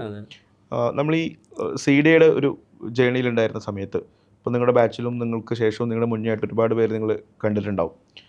CDയുടെ അംബാസിഡേഴ്സിനോട് നിങ്ങൾ ഈ കോണ്ടന്റ് ക്രിയേറ്റ് ചെയ്യുന്ന കാര്യങ്ങൾ നിങ്ങൾക്ക് പറയാനുള്ളത് എന്തൊക്കെയാണ്? ഇപ്പോൾ ഞങ്ങളുടെ പ്രോഗ്രാമിൻ്റെ ഭാഗമായിട്ട് കോണ്ടന്റ് ക്രിയേറ്റ് ചെയ്യുന്നതിന് ഇപ്പം പോഡ്കാസ്റ്റ് നമ്മൾ സ്പോട്ടിഫൈയിലൊക്കെ ചെയ്യേണ്ടതുണ്ട്, ബ്ലോഗ് എഴുതേണ്ടതുണ്ട്, റീൽസ് ക്രിയേറ്റ് ചെയ്യേണ്ടതുണ്ട്, കോണ്ടന്റ് മാർക്കറ്റിംഗ് ഒക്കെ ചെയ്യുന്ന സമയത്ത്, സോഷ്യൽ മീഡിയ മാർക്കറ്റിംഗ് പഠിക്കുന്ന സമയത്തൊക്കെ ആയിട്ട്. സോ അതിനെ എത്ര കണ്ട് പഠിക്കുന്ന സമയത്ത് ആളുകൾ ഉപയോഗപ്പെടുത്താറുണ്ട്? അവരോട് ഇനിയിപ്പോൾ പ്രോഗ്രാം കഴിഞ്ഞിട്ട് നിൽക്കുന്ന ഒരാളെന്ന രീതിയിൽ നിങ്ങൾക്ക് പറയാനുള്ള അഡ്വൈസ് എന്തൊക്കെയാണ്? യൂഷ്വലി അവർക്കൊരു സെൽഫായിട്ടൊരു അണ്ടർസ്റ്റാൻഡിങ് ക്രിയേറ്റ് ചെയ്യാൻ വേണ്ടി പറ്റുകയാണെങ്കിൽ അതായിരിക്കും ഏറ്റവും ബെറ്റർ. എനിക്ക് 3 ചോദ്യങ്ങൾ ചോദിക്കാനുണ്ട് അവരുടെ അടുത്ത്. ഒന്നെന്ന് പറയുകയാണെങ്കിൽ അവരോട് സ്വയം ചോദിക്കാനുള്ളതാണ്, why should I create content ആണ്. Second one, what am I going to get out of this. Third one what is my motivation ആണ്. ഒരു ഡിസ്ക്ലെയിമർ കൂടെ ഉണ്ട്, ഇത് ഒരിക്കലും പണമോ അല്ലെങ്കിൽ പ്രശസ്തിയോ ആഗ്രഹിച്ചതാവാൻ പാടില്ല ഇതിൻ്റെ ഉത്തരം. 3 ഉത്തരം വേണമെന്നില്ല, ഒറ്റ ഉത്തരം മതി. ഇതായിരിക്കും അവരുടെ വൈ എന്നുണ്ടെങ്കിൽ എഗെയിൻ ഈ വൈ വീണ്ടും ബ്രെയിൻ സ്റ്റോം ചെയ്യേണ്ടി വരും. 3 ചോദ്യങ്ങൾ കൊണ്ട് ഒരു വൈ കണ്ടുപിടിക്കാൻ കഴിയുന്നുണ്ടാവില്ല. സോ ബേസിക്കലി ഈ ഒരു 3 ചോദ്യം ചോദിച്ചു കഴിഞ്ഞാൽ നമുക്ക് ഈ പണവും പ്രശസ്തിയോ ആഗ്രഹിക്കാത്ത തരത്തിൽ ഇത് എന്താണ് കൊണ്ടുപോകാൻ ഒരു കാരണം, ഞാൻ എന്തിന് കോണ്ടന്റ് ക്രിയേറ്റ് ചെയ്യണം എന്നുള്ളൊരു ഉത്തരം അവർക്ക് ലഭിക്കുന്നുണ്ടാവും. അത് കിട്ടിക്കഴിഞ്ഞാൽ പിന്നെ കോണ്ടന്റ് ക്രിയേറ്റ് എന്നുള്ള ഈസി ആയിരിക്കും. കാരണം നമുക്ക് വീഡിയോ മോട്ടിവേഷൻ്റെ ആവശ്യം ഉണ്ടാവില്ല, നമുക്ക് ശക്തമായൊരു വൈ ഉണ്ടാവും, അതിൻ്റെ പുറകെ യാത്ര ചെയ്താൽ മാത്രം മതിയാവും. പിന്നെ ഫുള്ളി പ്രിപ്പയർഡ് ആവേണ്ടി വെയിറ്റ് ചെയ്യുന്നുണ്ടാവില്ല ആരും. ഈ ഫുള്ളി പ്രിപ്പയർഡ് ആവേണ്ടി വെയിറ്റ് ചെയ്യുന്ന ഈ സ്ട്രോങ് വൈ ഇല്ലാത്തതുകൊണ്ടാണ്. ഈ ഒരു സ്ട്രോങ് വൈ ഉണ്ടെന്നുണ്ടെങ്കിൽ ഡെഫിനറ്റ്ലി നമുക്ക് ഉള്ള ലൈറ്റ്, സൺലൈറ്റ് ആണെങ്കിൽ ആ ലൈറ്റ് വെച്ചിട്ട് ഉള്ള ക്യാമറ വെച്ച് നമ്മൾ ഷൂട്ട് ചെയ്യുന്നുണ്ടാവും, കോണ്ടന്റുകൾ ക്രിയേറ്റ് ചെയ്തെടുക്കാനും കഴിയുന്നതായിരിക്കും. അങ്ങനെ ചെയ്യുന്നവരുണ്ട് നമ്മുടെ അംബാസിഡേഴ്സ് പേജിലൊക്കെ. തീർച്ചയായും നല്ല വ്യൂസ് കിട്ടുന്ന വീഡിയോസുകളുണ്ട്. പക്ഷേ അപ്പോഴും മടിച്ചിരിക്കുന്ന ആൾക്കാരുണ്ട്. ചില ആളുകളെ നമുക്ക് പുഷ് ചെയ്താലേ പറ്റത്തുള്ളൂ എന്നുള്ളതാണ്. കുറേ പേർക്ക് മടിയാ. ഇത് മടി ഇൻ ദ സെൻസ് ആൾക്കാരെന്ത് വിചാരിക്കും എന്നുള്ളതാണ് ഒരു മെയിൻ പ്രശ്നം ഇതിൻ്റെ. പിന്നെ അത് മാത്രമല്ല കുറേ പേർക്ക് ടൂൾസ് ലാക്ക് ചെയ്യുന്ന കൺസേൺ ഉണ്ട്. ഇപ്പോൾ ഈ ഓഡിയോ ഒക്കെ റെക്കോർഡ് ചെയ്യാണ്ട് സത്യം പറഞ്ഞാൽ ഇൻബിൽഡ് ആയിട്ട് ഫോണിൽ തന്നെ റെക്കോർഡ് ചെയ്താൽ മതി. ഇപ്പോൾ അഡോബ് പോഡ്കാസ്റ്റ് എന്നൊക്കെ പറഞ്ഞ ടൂളൊക്കെ ഉണ്ട്, അതൊക്കെ യൂസ് ചെയ്യാൻ നല്ല രീതിയിൽ നമുക്ക് നോയിസ് ക്യാൻസലേഷൻ ചെയ്തെടുക്കാനൊക്കെ ആയിട്ട് പറ്റും. ഇപ്പോൾ ഞാൻ പേഴ്സണലി യൂസ് ചെയ്യുന്നത്, ഞാൻ ഈവൻ മൈക്കിലാണ് റെക്കോർഡ് ചെയ്യുന്നതെങ്കിൽ പോലും ഞാൻ റെക്കോർഡ് ചെയ്തതിന് ശേഷം ഞാൻ അഡോബ് പോഡ്കാസ്റ്റിൽ പോയിട്ട് എൻ്റെ റൂം ക്ലോസ് സ്പേസാണ്, അപ്പോൾ ഒരു എക്കോ ഉണ്ടാവും, ഞാൻ അതെല്ലാം ക്ലിയർ ചെയ്തെടുത്തിട്ടാണ് ഞാൻ ഓഡിയോ അതിൽ ചെയ്യുന്നത്. അപ്പോൾ നിങ്ങളൊരു ഫോണിലാണ് ചെയ്യുന്നതെങ്കിൽ പോലും ഇതുപോലത്തെ ടൂൾസ് യൂസ് ചെയ്ത് നല്ല ക്വാളിറ്റിയുള്ള ഓഡിയോസ് നിങ്ങൾക്ക് ചെയ്യാൻ പറ്റും. വീഡിയോ ഒക്കെ ആണെങ്കിൽ ഇപ്പോൾ ഒരുപാട് കളർ ഗ്രേഡിങ് ടൂൾസും കാര്യങ്ങളൊക്കെ ഫോണിൽ തന്നെ അവൈലബിൾ ആണ്, അത് യൂസ് ചെയ്യാം. ഈ ആൾക്കാർ എന്ത് വിചാരിക്കും എന്നുള്ളത് നിങ്ങൾ മാറ്റി വെച്ച് നേരെ ഇങ്ങോട്ട് തുടങ്ങിയാൽ മതി. ഫസ്റ്റ് വീഡിയോ ഇടാനേ ബുദ്ധിമുട്ടുള്ളൂ. ഫസ്റ്റ് വീഡിയോ ഇട്ട് കഴിഞ്ഞിട്ടുണ്ടെങ്കിൽ പിന്നെ നമ്മൾ ഓട്ടോമാറ്റിക്കായിട്ട് സെക്കൻഡ് ഇട്ട് പോകും. കാരണം ഒരു 100 പേര് കണ്ടതിൽ 2 പേരെങ്കിലും നല്ലതെന്ന് പറഞ്ഞു കഴിയുമ്പോൾ നമുക്കതൊരു മോട്ടിവേഷനാണ് അടുത്ത് ഇടാനായിട്ടുള്ളത്. നമ്മൾ ഓട്ടോമാറ്റിക്കായിട്ട് ഇടും. അതങ്ങനെയാണ് എൻ്റെ പേഴ്സണൽ എക്സ്പീരിയൻസ് ആട്ടോ ഞാൻ പറയുന്നത്. ടൂൾസ് നമ്മൾ ഒരിക്കലും ലാക്ക് ചെയ്യേണ്ട ആവശ്യമില്ല. ഒരുപാട് ടൂൾസ്. ഇപ്പോൾ എൻ്റെ വീഡിയോ കാണുന്ന എല്ലാവരും വിചാരിക്കുന്നത് എന്തോ വലിയ സെറ്റപ്പാണെന്ന് വിചാരിക്കുന്ന ലൈറ്റിംഗ്. ആകെ 2 ലൈറ്റ് ഉള്ളൂ അതിൻ്റെ അകത്ത്. 2 ലൈറ്റ് വെച്ചിട്ടുള്ള പരിപാടിയാണ്. ബാക്കിയെന്ന് പറയുമ്പോൾ എൻ്റെ ബാക്ക്ഗ്രൗണ്ടിൽ എൻ്റെ ലാപ്ടോപ്പും എൻ്റെ മോണിറ്ററിൻ്റെയൊക്കെ ലൈറ്റ് വന്നേക്കുന്നത്. അത് ഒരു മെയിനായിട്ട് ഞാനൊരു ലൈറ്റും വെച്ചിട്ടുണ്ട്, ബാക്കിൽ ഒരു ലൈറ്റ് വെച്ചിട്ടുണ്ട്, അത്രേ ഉള്ളൂ അതിൻ്റെ പരിപാടി. ഇത് എൻ്റെ റൂമിൽ തന്നെ ഉള്ളതെന്ന് വീഡിയോ തുടങ്ങിക്കഴിഞ്ഞ ശേഷം പലരുടെ അടുത്തും പറഞ്ഞപ്പോൾ ഒരുപാട് പേര് ഞെട്ടിയിട്ടുണ്ട്. കുറേ പേര് എനിക്ക് മെസ്സേജ് അയച്ചിട്ടുണ്ട് ഇത് എങ്ങനെയാണ് ചെയ്യുന്നതെന്നുള്ളതൊക്കെ ചോദിച്ചിട്ട്. വളരെ ഈസി ആയിട്ട് എല്ലാവർക്കും ചെയ്യാവുന്ന കേസ് ഇത്. ഇപ്പോൾ നേരത്തെ അശ്വിൻ പറഞ്ഞ പോലെ ഇനിയിപ്പോൾ സൺലൈറ്റ് യൂസ് ചെയ്തിട്ടാണെങ്കിലും വീഡിയോസും കാര്യങ്ങളൊക്കെ ചെയ്യാം. എല്ലാവരുടെയും പ്രശ്നം ഇതാ. അതായത് ആൾക്കാർ എന്ത് വിചാരിക്കും, ഇവർ ചെയ്യുന്ന ക്വാളിറ്റി കുറച്ച് കുറഞ്ഞു പോയി കഴിഞ്ഞിട്ടുണ്ടെങ്കിൽ ഇവരെ കളിയാക്കില്ലേ ഇങ്ങനെയുള്ളതൊക്കെ. അത് ഗ്രാജുവലി ഡെവലപ്പ് ചെയ്ത് അടിപൊളിയാവുന്ന ഒരു കാര്യമോ. ഫസ്റ്റ് വീഡിയോ തന്നെ നമുക്ക് 1 മില്യൺ വ്യൂസ് കിട്ടൂല. ഫസ്റ്റ് വീഡിയോയിൽ തന്നെ നമ്മൾ ഏറ്റവും സൂപ്പറായിട്ട് പെർഫോം ചെയ്യും. ഇപ്പം എൻ്റെ ഫസ്റ്റ് വീഡിയോയും ഇപ്പോഴത്തെ വീഡിയോസും ചെയ്യുമ്പോൾ എനിക്കുള്ള കോൺഫിഡൻസ് ലെവൽ വേറെ. മറ്റേ ഞാൻ 10 ടേക്കിലാണ് വീഡിയോ എടുക്കുന്നെങ്കിൽ ഇപ്പം ഞാൻ 2 ടേക്കിലാണ് ഞാൻ വീഡിയോ എടുത്ത് തീർക്കുന്നത്. അപ്പോൾ ആ ഒരു ഡിഫറൻസ്, ആ ഒരു ഗ്രോത്ത് അത് പയ്യെ സംഭവിക്കുള്ളൂ. മറ്റേ സൺഡേ ഹോളിഡേ സിനിമയിൽ ശ്രീനിവാസിൻ്റെ ഒരു ഡയലോഗ് ഉണ്ട്, പാറ പൊട്ടിക്കുന്നൊരു ഡയലോഗ്. ചിലവർ ഒറ്റയടിക്ക് അടിക്കുമ്പോൾ പാറ പൊട്ടും, ചിലവർ 50ാമത്തെ അടിയിലായിരിക്കും പൊട്ടണത്. പൊട്ടും, പക്ഷെ അത് ടൈം എടുക്കും. അതാണ് നമ്മൾ നോക്കേണ്ടത്. നമ്മൾ അടിച്ചുകൊണ്ടേയിരിക്കുക, അത്രേ ഉള്ളൂ. ബാക്കി സംഭവിക്കും, അത്രേ ഉള്ളൂ. ഈ കോണ്ടന്റ് ക്രിയേറ്റ് ചെയ്യുന്നതിലൂടെ നിങ്ങൾക്ക് പ്രോജക്ട്സിൻ്റെ ഓപ്പർച്യൂണിറ്റീസ് അല്ലെങ്കിൽ ബ്രാൻഡ് പ്രൊമോഷൻസ്, കൊളാബ്, അങ്ങനെ ഒരുപാട് അഡ്വാൻറ്റേജുകൾ കിട്ടുന്നുണ്ടെന്ന് പറഞ്ഞു. ജോബ് ഹണ്ടിങ്ങിന് ഇത് എത്രത്തോളം ഹെൽപ്പ് ചെയ്യുന്നുണ്ട്? ഡെഫിനറ്റ്ലി തീർച്ചയായും നമുക്കൊരു കോണ്ടന്റ് ക്രിയേറ്റ് ചെയ്ത് നമുക്ക് നമ്മുടെ പേഴ്സണാലിറ്റി അവിടെ കാണിക്കാൻ പറ്റും, നമ്മുടെ കമ്മ്യൂണിക്കേഷൻ സ്കില്ല് കാണിക്കാൻ പറ്റും. How we present our self എന്നുള്ള ഇമ്പോർട്ടൻ്റ് ആണല്ലോ ഏതൊരു ജോബിനാണെന്നുണ്ടെങ്കിലും. ഇതെല്ലാം പ്രസൻറ്റ് ചെയ്യുക ഒരു ഷോക്കേസ് സ്പേസ് തന്നെയാണ്. ആൻഡ് ഇത്രയും കാര്യങ്ങൾ ചെയ്യാൻ പറ്റുന്ന ഒരാൾക്ക് എന്തുകൊണ്ട് നോർമലായിട്ടുള്ള മറ്റു കാര്യങ്ങൾ ചെയ്യാൻ വേണ്ടി കൂടാന്നുള്ളതും തോട്ട് ഡെഫിനറ്റ്ലി വർക്കൗട്ട് ചെയ്യാറുണ്ട്. ഞാൻ ട്രെയിനിങ്സ് കണ്ടക്ട് ചെയ്യാറുണ്ട്, ഡിജിറ്റൽ മാർക്കറ്റിംഗ് ട്രെയിനിങ്സ്. ഇതുപോലും എനിക്ക് വന്നിട്ടുണ്ടായിരുന്നത് ഈ ഒരു ഓപ്പർച്യൂണിറ്റീൻ്റെ ഭാഗമായിട്ടാണ് വന്നിട്ടുണ്ടായിരുന്നത്. സോ അത്തരത്തിൽ നമുക്കതിനൊക്കെ സെറ്റ് ചെയ്ത് കൊണ്ടുപോകാൻ ഒരുപാട് ഹെൽപ്പ് ചെയ്യുന്നൊരു സ്പേസ് തന്നെയാണ്. ഇനിയുള്ള കാലഘട്ടത്തിൽ ഇപ്പം എല്ലാവരും പേടിക്കുന്നതാണ് AI-യുടെ ഒരു റെവല്യൂഷൻ എന്ന് പറയുന്നത്. കുറച്ചെങ്കിലും അവിടേക്ക് നമുക്ക് പിടിച്ചിരിക്കണം, ഒരു സ്പേസ് ക്രിയേറ്റ് ചെയ്യണമെന്നുണ്ടെങ്കിൽ ഡെഫിനറ്റ്ലി നമുക്ക് നമ്മുടേതായ ഒരു സ്പേസ് വേണം. അതിന് ഏറ്റവും ബെസ്റ്റ് ആയിട്ടുള്ള ഒരു ഓപ്ഷൻ എന്ന് പറയുകയാണെങ്കിൽ പേഴ്സണൽ ബ്രാൻഡിങ് ആണെന്നാണ് എൻ്റെ ഒരു വിശ്വാസത്തിൽ തോന്നിയിട്ടുള്ളത്. ഈ അശ്വിൻ പറഞ്ഞതുപോലെ തന്നെ നമ്മളിപ്പോൾ ഈ ഫുൾ ടൈം ഒരാൾ കോണ്ടന്റ് ക്രിയേറ്റ് ചെയ്യുന്നത് അതൊരു ജോബായിട്ട് കണ്ടോളുന്നില്ല. ഒരു സേഫ് ആയിട്ടുള്ള ഒരു കമ്പനിയിൽ ഒരു എംപ്ലോയറുടെ കൂടെ വർക്ക് ചെയ്യണമെന്ന് ആഗ്രഹമുള്ള ആളുകൾ ഒരുപാടുണ്ടാവും. ബട്ട് അവരും കോണ്ടന്റ് ക്രിയേറ്റ് ചെയ്യുന്നതിൻ്റെ ഇമ്പോർട്ടൻസ് വളരെ കൂടി വരികയാണ്. ജോബ് ഹണ്ടിങ്ങിൽ ഒരു റിക്രൂട്ടറുടെ മുന്നിൽ, ഒരു കമ്പനിയുടെ മുന്നിൽ, എംപ്ലോയറുടെ മുന്നിൽ നമുക്ക് കോണ്ടന്റ് ക്രിയേറ്റ് ചെയ്യുന്ന നമ്മുടെ ഈ ജേണിയും കോണ്ടന്റ് ക്രിയേറ്റ് ചെയ്യുന്നതിൽ നമ്മുടെ എക്സ്പെർട്ടീസ് ഒക്കെ നമുക്ക് ഹെൽപ്ഫുൾ ആവുന്നുണ്ടോ? പിന്നെ തീർച്ചയായും. ഞാൻ ആക്ച്വലി ഫസ്റ്റ് വർക്കിന് കയറുന്ന സമയത്ത് ഈ ഡിജിറ്റൽ മാർക്കറ്റിങ്ങിൻ്റെ ഏറ്റവും one of the main important പില്ലറാണ് കോണ്ടന്റ്. അപ്പോൾ ഈ നമ്മൾ നല്ല അടിപൊളിയായിട്ട് കോണ്ടന്റ് ചെയ്യുന്നുള്ള കോൺഫിഡൻസ് അവർക്കായി കയറിയിട്ടുണ്ടെങ്കിൽ ഒരുപാട് സ്ക്രീനിങ് ഒന്നും പിന്നെ ഇല്ല. പിന്നെ നേരെ ഡയറക്റ്റ് ഒരു പേരിന് ഒരു ഇൻ്റർവ്യൂ, അല്ലാതെ ബാക്കി ടൂൾസ് കാര്യങ്ങളൊക്കെ അറിയാനായിട്ടുള്ള ഒരു ഇൻ്റർവ്യൂ കാര്യങ്ങൾ, ബാക്കി അവർ കോൺഫിഡൻ്റ് ആണ്. നമ്മുടെ കേസിൽ നമ്മൾ നല്ല രീതിയിൽ ഇത് ചെയ്യും എന്നുള്ളത് അവർക്ക് ഉറപ്പാണ്. അപ്പോൾ ആ രീതിയിൽ എനിക്ക് വളരെ ഹെൽപ്ഫുൾ ആയിരുന്നു ഈ ജോബ് ഹണ്ടിൻ്റെ സമയത്ത്. ഞാൻ ആക്ച്വലി 2 ഇൻ്റർവ്യൂവിന് പോയിട്ടുണ്ടായിരുന്നുള്ളൂ. എനിക്ക് 2 ഇൻ്റർവ്യൂവും ഈസി ആയിട്ട് എനിക്ക് കിട്ടി. ഞാൻ അതിൽ നിന്ന് ഏറ്റവും ബെസ്റ്റ് എന്നുള്ള രീതിയിൽ ഒരെണ്ണം ചെയ്യിച്ചു. അപ്പോൾ അവിടെ ഞാൻ ചെല്ലുമ്പോൾ എല്ലാവർക്കും നമുക്ക് ആ ഒരു റെസ്പെക്റ്റ് തരുന്നുണ്ട്. ലൈക്ക് ഇൻഫ്ലുവൻസർ ആട്ടോ, കോണ്ടന്റ് ക്രിയേറ്റർ ആട്ടോ എന്നുള്ള ഒരു രീതിയിൽ. പിന്നെ അതുപോലെ തന്നെ വർക്ക് ചെയ്യുന്ന സ്ഥലത്താണെങ്കിലും അവർക്ക് വേണ്ടിയിട്ടും വീഡിയോസ് ചെയ്തു കൊടുക്കണം എന്നുള്ള രീതിയിൽ പറയണ്ട. അങ്ങനെ നമുക്ക് അവർക്കും അത് ബെനിഫിറ്റ് ആവുന്ന രീതിയിൽ തന്നെയാണ് അവർ കണ്ടായിരുന്നത്. അതിന് ഒരു മൾട്ടിപ്പിൾ ഓപ്പർച്യൂണിറ്റീസുകൾ ഒരു ക്രിയേറ്റർക്ക് ഉണ്ട് എന്നുള്ളതാണ്. എസ്പെഷ്യലി ഒരു മാർക്കറ്റർ കോണ്ടന്റ് ക്രിയേറ്റ് ചെയ്യുന്നതിലേക്ക് വരുമ്പോൾ അയാളുടെ മുന്നിൽ ജോബ് ഓപ്പർച്യൂണിറ്റീസ് അല്ലെങ്കിൽ ഈ പറയുന്ന എല്ലാ അവസരങ്ങളും, എല്ലാ വാതിലുകളും അയാളുടെ മുന്നിൽ തുറക്കപ്പെടുന്നു. നേരത്തെ പറഞ്ഞ പോലെ അവിടെ നമുക്ക് വേണ്ടത് എന്താണ്, നമ്മൾ ചൂസ് ചെയ്യുന്നത് എന്താണെന്നുള്ളതായിരിക്കും നമ്മുടെ ഫ്യൂച്ചർ അല്ലെങ്കിൽ നമ്മുടെ മുന്നോട്ടുള്ള സക്സസ്സിൽ വളരെ പ്രധാനമായിട്ട് നിൽക്കുന്നുണ്ടാവുക. ഇനി മുന്നോട്ടുള്ള ഭാവി പരിപാടികളൊക്കെ എന്തൊക്കെയാണ്? ഇപ്പം നിലവിൽ ഞാൻ ഈ പറഞ്ഞ പ്രകാരം എൻ്റെ വൈ ഒന്നുകൂടെ സ്ട്രോങ് ആക്കണം. എനിക്ക് എന്നാലാവും വിധം കുറച്ച് ആളുകളിലെങ്കിലും ചെറിയ മാറ്റങ്ങൾ വരുത്തണം എന്ന ആഗ്രഹമുണ്ട്. അപ്പോൾ എൻ്റെ ലൈഫിൽ ഒരുപാട് മാറ്റം വരുത്തിയാറാണ് സാർ. സോ കറസ്പോണ്ടിങ് ആയിട്ട് ഇതേപോലെ എനിക്കും കുറച്ച് ആളുകളുടെ ലൈഫിൽ ഹെൽപ്പ് ചെയ്യാൻ വേണ്ടിയിട്ടും എൻ്റെ ഈ ജേണിയിൽ ഒരുപാട് ഹെൽപ്പിംഗ് ഹാൻഡുകൾ ഉണ്ടായിരുന്നു. അതുപോലെ ഒരു ഹാൻഡ് എനിക്ക് പ്രൊവൈഡ് ചെയ്യണമെന്നുണ്ട്. സോ എൻ്റെ വൈയുമായിട്ട് റിലേറ്റ് ചെയ്ത തരത്തിൽ മുന്നോട്ട് പോകണമെന്നാണ് ആ ഒരു സൈഡിലുള്ള എൻ്റെ ഒരു തോട്ട് എന്നുള്ളത്. പ്രൊഫഷണൽ ജേണി അഗൈൻ ഈ പറയുന്ന പ്രകാരം കുറച്ച് പേഴ്സണൽ ബ്രാൻഡുകൾ ബിൽഡ് ചെയ്യാൻ വേണ്ടി ആളുകളെ ഹെൽപ്പ് ചെയ്യണം. എഗെയിൻ ആ ഒരു സ്പേസിൽ കുറച്ചുകൂടെ പഠിക്കാനുണ്ട്, കുറച്ചുകൂടെ ഒരുപാട് പഠിക്കാനുണ്ട്. അത് കുറച്ചുകൂടെ ആഴത്തിലിറങ്ങി പഠിച്ച് മനസ്സിലാക്കി കാര്യങ്ങൾ ചെയ്യണമെന്നാണ് ആഗ്രഹം. സത്യം പറഞ്ഞിട്ടുണ്ടെങ്കിൽ ഞാൻ ഈ ചാനൽ ഇത്ര പെട്ടെന്ന് റീച്ച് ആവുമെന്ന് വിചാരിച്ചില്ല. ഞാൻ ലോങ് ടേം പ്ലാൻ ആയിരുന്നു ഞാൻ ഇട്ട് വെച്ചത്. ഇനിയിപ്പോൾ ഷോർട്ട് ടേം പ്ലാൻ അതെ. ഞാൻ ആക്ച്വലി ഫസ്റ്റ് വീഡിയോ ഇടുമ്പോൾ നമ്മുടെ CD അംബാസഡേഴ്സ് ആയിട്ട് കൊലാബ് ചെയ്തിട്ടാണ് ഫസ്റ്റ് വീഡിയോ ഇട്ടത്. അപ്പോൾ അതിന് 30K വ്യൂസ് ആണ് വന്നത്. അപ്പോൾ ഫസ്റ്റ് വീഡിയോ കൊണ്ട് തന്നെ എല്ലാവരും ഷെയർ ചെയ്ത്, ഫ്രണ്ട്സ് എല്ലാവരും ഷെയർ ചെയ്ത്, CD അംബാസഡേഴ്സിൽ നിന്ന് ഒരുപാട് പേര് ഷെയർ ചെയ്തു. അപ്പോൾ അതിൻ്റെ വ്യൂസ് വന്നാന്നുള്ള രീതിയിൽ ഞാനത് മൈൻഡ് ചെയ്യാതെ പോയി. സെക്കൻഡ് വീഡിയോ ഇട്ടതിന് ശേഷം ഞാൻ ഇൻസ്റ്റാഗ്രാം അന്നത്തെ ഒരു ദിവസമൊക്കെ ഞാൻ ഓപ്പൺ ആക്കിയിട്ടുണ്ടായില്ല, കുറച്ച് തിരക്കായിട്ട്. തിരിച്ച് ഞാൻ ക്ലാസ്സിലെത്തി. ഞാൻ നെക്സ്റ്റ് ഡേ മോർണിംഗ് ഞാൻ ഇൻസ്റ്റാഗ്രാം ഓപ്പൺ ചെയ്യുമ്പോഴാണ്, ഫോണിൽ സ്റ്റോറേജ് സ്പേസ് ഒന്നുമില്ല, ഇൻസ്റ്റാഗ്രാം ഇൻസ്റ്റാൾ ചെയ്തൊക്കെയാണ്. തിരിച്ച് ക്ലാസ്സിൽ മോർണിംഗ് നേരത്തെ എത്തി ഇൻസ്റ്റാഗ്രാം ഇൻസ്റ്റാൾ ചെയ്ത് നോക്കുമ്പോഴാണ് ഇത്രയും റീച്ച് കൂടിയേക്കുന്നത് ഞാൻ കാണുന്നത്. അങ്ങനെ പെട്ടെന്ന് സംഭവിച്ചതാണിത്. അപ്പോൾ അതുകൊണ്ട് ഫ്യൂച്ചർ പ്ലാൻ ഇപ്പോൾ നിലവിൽ ഷോർട്ട് ടേം പ്ലാനാണ് എനിക്കുള്ളത്. എൻ്റെ ഈ ടെക് ഗായ് എന്നുള്ള ഈ ചാനൽ കുറച്ചും കൂടി ഇപ്പോൾ നിലവിലിപ്പോൾ ആപ്സ്, ടൂൾസ് അങ്ങനത്തെ രീതിയിലാണ് ഫോക്കസ് ചെയ്ത് പോകുന്നത്. അത് കൂടാതെ കുറച്ചുകൂടി ഗാഡ്ജറ്റ്സിലും കൂടി ഫോക്കസ് ചെയ്യാനായിട്ടുള്ള ഒരു പ്ലാൻ ഉണ്ട്. അതായത് ഇപ്പോൾ ഫോൺ എന്നുള്ള രീതിയിൽ ഒരുപാട് പേര് മെസ്സേജ് അയക്കുന്നുണ്ട്. ഓൾറെഡി പേഴ്സണലായിട്ട് DM ചെയ്ത് അവരുടെ ക്വയറി ഫില്ല് ചെയ്ത് കൊടുക്കുകയാണ് ഇപ്പോൾ ചെയ്യുന്നത്. അത് കൂടാതെ വീഡിയോസ് എന്നുള്ള രീതിയിലും കൂടി ഇപ്പം പേഴ്സണലായി വന്നിരിക്കുന്ന പല ക്വസ്റ്റ്യൻസും ഇനി അടുത്ത മില്യൺ വ്യൂസ് വരാനുള്ള ഹുക്കാണ്. അതെ. അപ്പോൾ ഇനി എല്ലാ വീഡിയോസിൽ അതിലുണ്ടാവും, അത് കാണാനായിട്ട് പറ്റും. അങ്ങനെ പിന്നെ ഞാൻ വേറെ നേരത്തെ ഈ മെസ്സേജ് അല്ലാതെ ഞാൻ പിന്നെ ചെയ്യുന്നത്, നേരത്തെ അശ്വിൻ CD-ന്റെ ഒരു ഇത് പറയാം, പ്രൊഫഷണലായിട്ട് ചെയ്യുന്ന.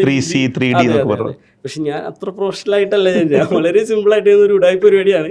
ഞാൻ വേറൊരു ഇൻസ്റ്റാഗ്രാം ചാനൽ തുടങ്ങിയിട്ടിട്ടുണ്ട്. അതിൻ്റെ പേരൊന്നുമില്ല, എന്തൊക്കെയോ പേര്, ഒരു നമ്പേഴ്സൊക്കെ അടിച്ചിട്ടിട്ട് ചുമ്മാ ഒരു ഇൻസ്റ്റാഗ്രാം പേജ്. അതിൻ്റെ അത് ഞാൻ ഏറ്റവും ടോപ്പായിട്ടുള്ള 15 ടെക് റിലേറ്റഡ് കോണ്ടന്റ് ചെയ്യുന്ന ആൾക്കാരെ ഫോളോ ചെയ്തിട്ടേക്കാണ്. അത് ഹിന്ദി, ഇംഗ്ലീഷ്, പിന്നെ മലയാളം, ഈ 3 ലാംഗ്വേജിൽ ചെയ്യുന്ന ഏറ്റവും ടോപ്പായിട്ടുള്ള 15 പേരെ വെച്ച് ഫോളോ ചെയ്തിട്ടേക്കാണ്. ഞാൻ കോണ്ടന്റ് എന്താണ് ചെയ്യാൻ പോകണമെന്ന് ഉദ്ദേശിക്കുന്നതിന് ഇപ്പം എനിക്ക് നേരത്തെ പറഞ്ഞ പോലെ മെസ്സേജിൽ നിന്നുള്ള കോണ്ടന്റ് കിട്ടിയിട്ടില്ല. എന്ത് കോണ്ടന്റ് ചെയ്യണം എന്നുള്ളൊരു ഐഡിയ ഇല്ലാണ്ട് നിൽക്കുകയാണെങ്കിൽ ഞാൻ ഈ ഒരു അക്കൗണ്ടിൽ കയറും. ഈ ഒരു അക്കൗണ്ടിൽ കയറിയിട്ട് ഒരു അരമണിക്കൂർ ഇരുന്നിട്ട് ഞാൻ റീലുകൾ ഇങ്ങനെ കാണും. അത് കണ്ടു കഴിയുമ്പോൾ എനിക്ക് ഓട്ടോമാറ്റിക്കായിട്ട് കോണ്ടന്റ് എൻ്റെ മനസ്സിൽ വരും, ഓട്ടോമാറ്റിക്കായിട്ട് ഹുക്സ് വരും. ആ ഒരു ട്രിക്ക് യൂസ് ചെയ്തിട്ടാണ് ഞാൻ നമ്മൾ കൂടുതൽ കൺസ്യൂം ചെയ്യുന്ന സമയത്ത്, ഡൈജസ്റ്റ് ചെയ്യുന്ന സമയത്ത് കൂടുതൽ ക്രിയേറ്റ് ചെയ്യാൻ പറ്റും. അതെ. അപ്പോൾ ഇപ്പോൾ ഒരുപാട് പേർക്ക് ചാനൽ തുടങ്ങണമെന്നുണ്ട്, എന്ത് ഇടണമെന്ന് പറയണം. ഇപ്പോൾ എനിക്കാണെങ്കിലും മെസ്സേജ് വരാറുണ്ട്. ഇപ്പോൾ ഈ 10th കഴിഞ്ഞ പിള്ളേർക്ക് കുറേ പേര് മെസ്സേജ് അയക്കാറുണ്ട്, ചേട്ടാ ഇത് എനിക്ക് ചാനൽ സ്റ്റാർട്ട് ചെയ്യണമെന്നുണ്ട്, ചേട്ടാ എങ്ങനെയാണെന്ന് പറഞ്ഞുതരാമോ, ഞാൻ എന്ത് വീഡിയോ ഇടണ്ടേ എന്നൊക്കെ ചോദിച്ചിട്ട്. അപ്പോൾ എല്ലാവർക്കും ഞാൻ പറഞ്ഞു കൊടുക്കാം, നിങ്ങൾ വേറൊരു ചാനൽ സ്റ്റാർട്ട് ചെയ്യും, എന്നിട്ട് അതിൻ്റെ ഇങ്ങനെ വീഡിയോസ് കാണും, നിങ്ങൾക്കൊരു ഐഡിയ കിട്ടും. അതിൽ നിന്ന് നിങ്ങൾക്ക് റെഫറൻസ് എടുത്തിട്ട് വേറെ രീതിയിലുള്ള, ഇപ്പോൾ ഒരു പയ്യന് ഇപ്പോൾ അത്യാവശ്യം 4000 വ്യൂസ് ആയവന്, അവൻ ആകെ 16 വീഡിയോ ഇട്ടിട്ടുള്ളൂ. അത് 4000 ഫോളോവേഴ്സ് ആയവന്. ആൾ ഇതുപോലെ തന്നെ ഞാൻ പറഞ്ഞ റെഫറൻസ് രീതിയിൽ ചെയ്തു. ആള് ഗെയിമിംഗ് എന്നുള്ള രീതിയിലാണ് ചാനൽ സ്റ്റാർട്ട് ചെയ്ത്, ഫോണിൻ്റെ അകത്തുള്ള ഗെയിമുകൾ. ആൾ ആ റെഫറൻസ് പിടിച്ച് പോയി അത്യാവശ്യം സെറ്റായി വരുന്നുണ്ട്. അപ്പോൾ നമുക്ക് ആ രീതിയിലും കോണ്ടന്റ്സ് നമുക്ക് എടുക്കാം. അപ്പോൾ ഫ്യൂച്ചർ പ്ലാൻ ആ രീതിയിലുള്ള, അതായത് ആൾക്കാർ മാറ്റി വെക്കുന്ന ഒരു 15 ടെക് എന്ന് നേരത്തെ പറഞ്ഞില്ല, ആ 15-ൽ ഒരാളായിട്ട് മാറാനായിട്ട് പറ്റണം. Future plan. തീർച്ചയായിട്ടും അങ്ങനെ ആവാൻ പറ്റട്ടെ. Thank you. ഒരുപാട് കണ്ടന്റുകൾ നമ്മുടെ ഉള്ളിലുണ്ടാവും. എനിക്ക് ടെക് സ്റ്റാർട്ട് ചെയ്യണമോ, അല്ലെങ്കിൽ എനിക്കറിയാവുന്ന മാർക്കറ്റിംഗ് സ്റ്റാർട്ട് ചെയ്യണോ, അല്ലെങ്കിൽ ഫിറ്റ്നസ് സ്റ്റാർട്ട് ചെയ്യണോ, ഇതൊക്കെയും ചില ആളുകളില്ലേ ബഹുമുഖ പ്രതിഭകൾ എന്നൊക്കെ പറയുന്ന ആൾക്കാർ, കുറേ കാര്യങ്ങളെക്കുറിച്ച് അവർക്ക് നല്ല താല്പര്യവും നല്ല നോളജും ഒക്കെ ഉണ്ടാവും. അപ്പോൾ അതുകൊണ്ട് തന്നെ അവർ കുറേ അധികം നീഷുകൾ അവർക്ക് അറിയാവുന്നത് കൊണ്ട് അവർ സ്റ്റക്കാവും. എങ്ങനെ ഇനി ഞാൻ ഏതിൽ ചൂസ് ചെയ്യണം, എന്ത് നീഷ് തിരഞ്ഞെടുക്കണം എന്നൊക്കെ. ഇപ്പോൾ എനിക്കറിയാം നിങ്ങൾക്ക് 2 പേർക്ക് ഒരു പേഴ്സണൽ അക്കൗണ്ട് ഉണ്ട്. അതിനൊരു 1000 സുഹൃത്തുക്കൾ മാത്രമാണ് നിങ്ങൾ ഫോളോ ചെയ്യുന്നുള്ളൂ. നിങ്ങൾ ക്രിയേറ്റ് ചെയ്ത നിങ്ങളുടെ ഈ കണ്ടന്റ് ക്രിയേറ്റ് ചെയ്യുന്ന ജേണിക്ക് വേണ്ടി നിങ്ങൾ ക്രിയേറ്റ് ചെയ്ത ഈ നീഷിലുള്ള പേജിനാണ് നിങ്ങൾക്ക് 10,000 കണക്കിന് ഫോളോവേഴ്സൊക്കെ ഉള്ളത്. അതിലാണ് ഈ പറഞ്ഞ പരിപാടികളൊക്കെ നടക്കുകയും ചെയ്യുന്നത്. എങ്ങനെയാണ് നമ്മളൊരു നീഷ് തിരഞ്ഞെടുക്കുന്നതിൽ നമ്മൾ സ്റ്റക്കായി നിൽക്കുന്ന ഒരാളെ, അല്ലെങ്കിൽ നിങ്ങളുടെ ഒക്കെ ഒരു നീഷ് കണ്ടെത്തുന്നതിലുള്ള ഫോർമുല എന്താണ്? യെസ്, ഞാൻ യൂഷ്വലി എൻ്റെ ക്ലയൻസിനും കൊടുക്കാറുള്ള ഒരു ഫോർമുലയാണ് ഒരു 2x2 മെട്രിക്സ് എന്ന് പറയും. ഒരു ഫോർമുലയ്ക്ക് പ്രത്യേകിച്ച് ഒന്നുമില്ല, 4 സമചതുരങ്ങൾ വരയ്ക്കുക എന്നുള്ളതാണ്. 4 സമചതുരങ്ങൾ. അതെ, 2 ചോദ്യം ഉണ്ടാവും. ഒന്നാമത്തെ ചോദ്യം ഡു പീപ്പിൾ നീഡ് ദിസ്, ആളുകൾക്ക് ഇത് ആവശ്യമുണ്ടോ. രണ്ടാമത്തെ ചോദ്യം ഡു ഐ നോ ദിസ് എന്നുള്ളതാണ്. അതിൽ നമുക്ക് യെസ്, നോ, നോ, യെസ് എന്ന് 4 രീതിയിൽ മാർക്ക് ചെയ്യാൻ വേണ്ടി പറ്റും. ഓരോ ചോദ്യങ്ങളും നമുക്ക് ഇതിനകത്തിട്ട് വാലിഡേറ്റ് ചെയ്ത് നോക്കിക്കഴിഞ്ഞാൽ ഏതാണ്ട് നമുക്കൊരു ധാരണ കിട്ടും. ഉദാഹരണം പറയാന്നുണ്ടെങ്കിൽ ഇപ്പോൾ do people need this no ആണ്, do I know this no ആണ്. അവിടെ നമുക്ക് ഇൻട്രസ്റ്റ് ഉണ്ടെങ്കിലും കോണ്ടന്റ് ക്രിയേറ്റ് ചെയ്തിരിക്കുന്നതാണ് നല്ലത്. പറ്റില്ല എന്ന് വല്ല ചെയ്യണ്ട, കാരണം ഇനി പുള്ളപ്പ് ചെയ്യാൻ വേണ്ടി വലിയ പ്രയാസമായിരിക്കും. ഇനി സെക്കൻഡ് ഓപ്ഷൻ നോക്കുകയാണെങ്കിൽ do people need this no ആണ്, do I know this maybe yes ആയിരിക്കാം. ഇൻട്രസ്റ്റ് ഉണ്ടെങ്കിലും അതിൽ ഇപ്പം സ്റ്റാർട്ടിംഗ് ആണെന്നുണ്ടെങ്കിൽ ചെയ്യേണ്ട ആവശ്യം ഉണ്ടാവില്ല. ഉദാഹരണത്തിന് ഞാൻ എൻ്റെ ലൈഫിൽ കുറച്ച് തെറ്റുകളെ കുറിച്ച് പറഞ്ഞു തുടങ്ങുന്നു വിചാരിച്ചു കഴിഞ്ഞാൽ മേ ബി ഇപ്പം അത് കേട്ടിരിക്കാൻ ആളുകൾക്ക് താല്പര്യം ഉണ്ടായിക്കൊള്ളുന്നില്ല, കാരണം ഇപ്പം ഞാൻ എവിടെ എത്തിയിട്ടില്ല. നാളെ എത്തുന്ന സമയത്ത് നമുക്ക് ആ ഒരു കോണ്ടന്റ് ചിന്തിക്കാൻ വേണ്ടി പറ്റുന്നതാണ്. ഇനി മൂന്നാമത്തെ option do people need this yes ആണ്, do I need this no ആണെങ്കിൽ പോലും കോണ്ടന്റ് ക്രിയേറ്റ് ചെയ്യാം. കാരണം ഒരു ടെക്നോളജിയെ കുറിച്ച് നമുക്ക് പഠിക്കണമെന്നുണ്ടെങ്കിൽ വെറും 20 മണിക്കൂർ മാത്രമാണ് ബേസിക്സ് പഠിക്കാൻ വേണ്ടി ആവശ്യമുണ്ടാവുള്ളൂ എന്നാണ് പറയപ്പെടുന്നത്, കണക്കുകൾ പറയപ്പെടുന്നതാണ്. സോ നമുക്ക് റിസർച്ച് ചെയ്യാം, മനസ്സിലാക്കാം, കൊളാബറേറ്റ് ചെയ്യാൻ വേണ്ടിയിട്ട് ഇതിന് ഓപ്പർച്യൂണിറ്റി ഒരുപാടുണ്ട്. നാലാമത്തെ ചോദ്യമാണ് ഏറ്റവും niche focused. Do people need this yes, do I know this yes ആണെന്നെങ്കിൽ അതായിരിക്കും നമ്മുടെ നീഷ് എന്നുള്ളത്. 4 സമചതുരങ്ങളകത്ത് നമുക്ക് കണ്ടുപിടിക്കാൻ വേണ്ടി പറ്റുന്നതായിരിക്കണം നമ്മുടെ നീഷ്. അങ്ങനെ കണ്ടുപിടിക്കാൻ പറ്റുന്നതാണെങ്കിൽ ഡെഫിനറ്റ്ലി വർക്കൗട്ട് ആവാനുള്ള ചാൻസ് കൂടുതലായിരിക്കും. സോ ഈ 4 സമചതുരത്തിൽ do people need this, do I know this, do I know this yes കിട്ടുകയാണെങ്കിൽ 2 യെസ് ഒരുമിച്ച് വരികയാണെന്നുണ്ടെങ്കിൽ ഒരു സംശയം വേണ്ട, സ്റ്റാർട്ട് ചെയ്തുള്ള പരിപാടി. ഇനി ഇങ്ങനെ നീഷൊക്കെ കണ്ടുപിടിച്ച് നമ്മൾ കണ്ടന്റൊക്കെ പ്ലാൻ ചെയ്തു, ഇതിൻ്റെ എക്സിക്യൂഷനിലേക്ക് വരുമ്പോൾ ഇത് ഷൂട്ട് ചെയ്യുന്നതും ഇതിൻ്റെ പ്രിപ്പറേഷൻസുകളും ഒരു ടൈം ലൈനൊക്കെ നമുക്ക് പിടിക്കേണ്ടതുണ്ടാവും. ഇതെല്ലാം കഴിഞ്ഞ് ഇത് കൊണ്ടുപോയി പബ്ലിഷ് ചെയ്യേണ്ട സമയമൊക്കെ ഉണ്ട്. ഇവിടെയൊക്കെ നമ്മൾ എന്തൊക്കെയാണ് ശ്രദ്ധിക്കേണ്ടത്? ഈ മെയിനായിട്ട് ഇതിൽ കൺസിസ്റ്റൻസി എന്ന് പറയുന്ന ഒരു പരിപാടി ഉണ്ട്. ഇത് പലരുടെയും തെറ്റിദ്ധാരണ എന്ന് പറഞ്ഞു കഴിഞ്ഞാൽ എല്ലാ ദിവസവും 2 വീഡിയോ എങ്കിലും വരണം, അല്ലെങ്കിൽ ഓരോ ദിവസം ഓരോ വീഡിയോ വെച്ച് വരണം. ഇതാണ് കൺസിസ്റ്റൻസി എന്നാണ് എല്ലാവരും വിചാരം. കൺസിസ്റ്റൻസി എന്ന് പറഞ്ഞാൽ അത് അല്ല. അതായത് നമ്മൾ പ്രോപ്പറായിട്ട് ഒരു വീഡിയോ ഇട്ട് കഴിഞ്ഞിട്ടുണ്ടെങ്കിൽ ആ സെയിം ക്വാളിറ്റിയിൽ ആ സെയിം ലെവലിലുള്ള കോണ്ടന്റ് നമ്മൾ അടുത്ത ആഴ്ചയെങ്കിലും അല്ലെങ്കിൽ ഒരു മാസത്തിനുള്ളിലെങ്കിലും വീണ്ടും ഇട്ടുണ്ടെങ്കിൽ അതും കൺസിസ്റ്റൻസി തന്നെയാണ്. നമ്മൾ സെറ്റ് ചെയ്യുന്ന ഒരു ഫ്രീക്വൻസി ആണ്. അതെ അതെ അതെ. ഇപ്പം ഞാൻ എൻ്റെ ചാനൽ ഫസ്റ്റ് സ്റ്റാർട്ട് ചെയ്ത സമയത്ത് 2 ആഴ്ചയിൽ ഒരു വീഡിയോ വെച്ചിട്ടായിട്ടുകൊണ്ടിരുന്നത്. ഞാനത് ഗ്രാജുവലി ആൾക്കാരുടെ റിക്വയർമെന്റ് അനുസരിച്ച് ഞാനത് ഒരു 1 വീക്കിൽ ഒരു കോണ്ടന്റ് എന്നുള്ള രീതിയിലോട്ടാക്കി. ഈ പോയിന്റ് പറഞ്ഞപ്പോൾ എനിക്ക് വളരെ പ്രധാനപ്പെട്ട കാര്യമായിട്ട് തോന്നിയത് കൺസിസ്റ്റൻസി നമ്മൾ അൽഗോരിതത്തിനെ ബേസ് ചെയ്തിട്ടാണോ കൺസിസ്റ്റൻസി പറയുക, അതോ നമ്മുടെ ഫോളോവേഴ്സ് ആയിട്ടുള്ള നമ്മളിൽ നിന്നും എക്സ്പെക്റ്റേഷൻസ് ആയിട്ട് നമ്മുടെ പേജ് ഫോളോ ചെയ്യുന്ന ഓഡിയൻസിനെ ബേസ് ചെയ്തിട്ടായിരിക്കും നമ്മളിതിനെ പറയാം? ഞാൻ നോർമലി നമ്മളിപ്പോൾ ഒരു ടെക്നിക്കലായിട്ട് പറയാനാണെങ്കിൽ ഇൻസൈറ്റ്സ് ബേസ് ചെയ്തിട്ടാണെന്നാണ് പറയുന്നത്, നമ്മുടെ ടോട്ടൽ നമ്മുടെ പേജിൻ്റെ ഇൻസൈറ്റ്സ്. പക്ഷെ ഞാൻ അതല്ല നോക്കുന്നത്. കാരണം നമ്മൾ പുതിയതായിട്ടൊരു വീഡിയോ ഇടുമ്പോൾ ഫസ്റ്റ് എന്തൊക്കെ വന്നിട്ടുണ്ടെങ്കിൽ നമ്മുടെ ഫോളോവേഴ്സിലോട്ടേ പോവുള്ളൂ കോണ്ടന്റ്, അതിനുശേഷമാണ് നമ്മുടെ നോൺ ഫോളോവേഴ്സിലോട്ട് പോവുള്ളൂ. നമ്മളിപ്പോൾ ഇൻസൈറ്റ്സിൽ വന്നേക്കുന്നത് ഒരുപാട് പേര് നോൺ ഫോളോവേഴ്സ് ആയിരിക്കും. എപ്പോഴും ഇൻസൈറ്റ്സ് എടുത്ത് നോക്കിയാൽ അങ്ങനെ ഇരിക്കും. നമ്മളിപ്പോൾ ആ രീതിയിലുള്ള കോണ്ടന്റ് ചെയ്തിട്ട് കഴിയുമ്പോൾ തുടക്കത്ത് ആ പുഷ് ഉണ്ടാവില്ല.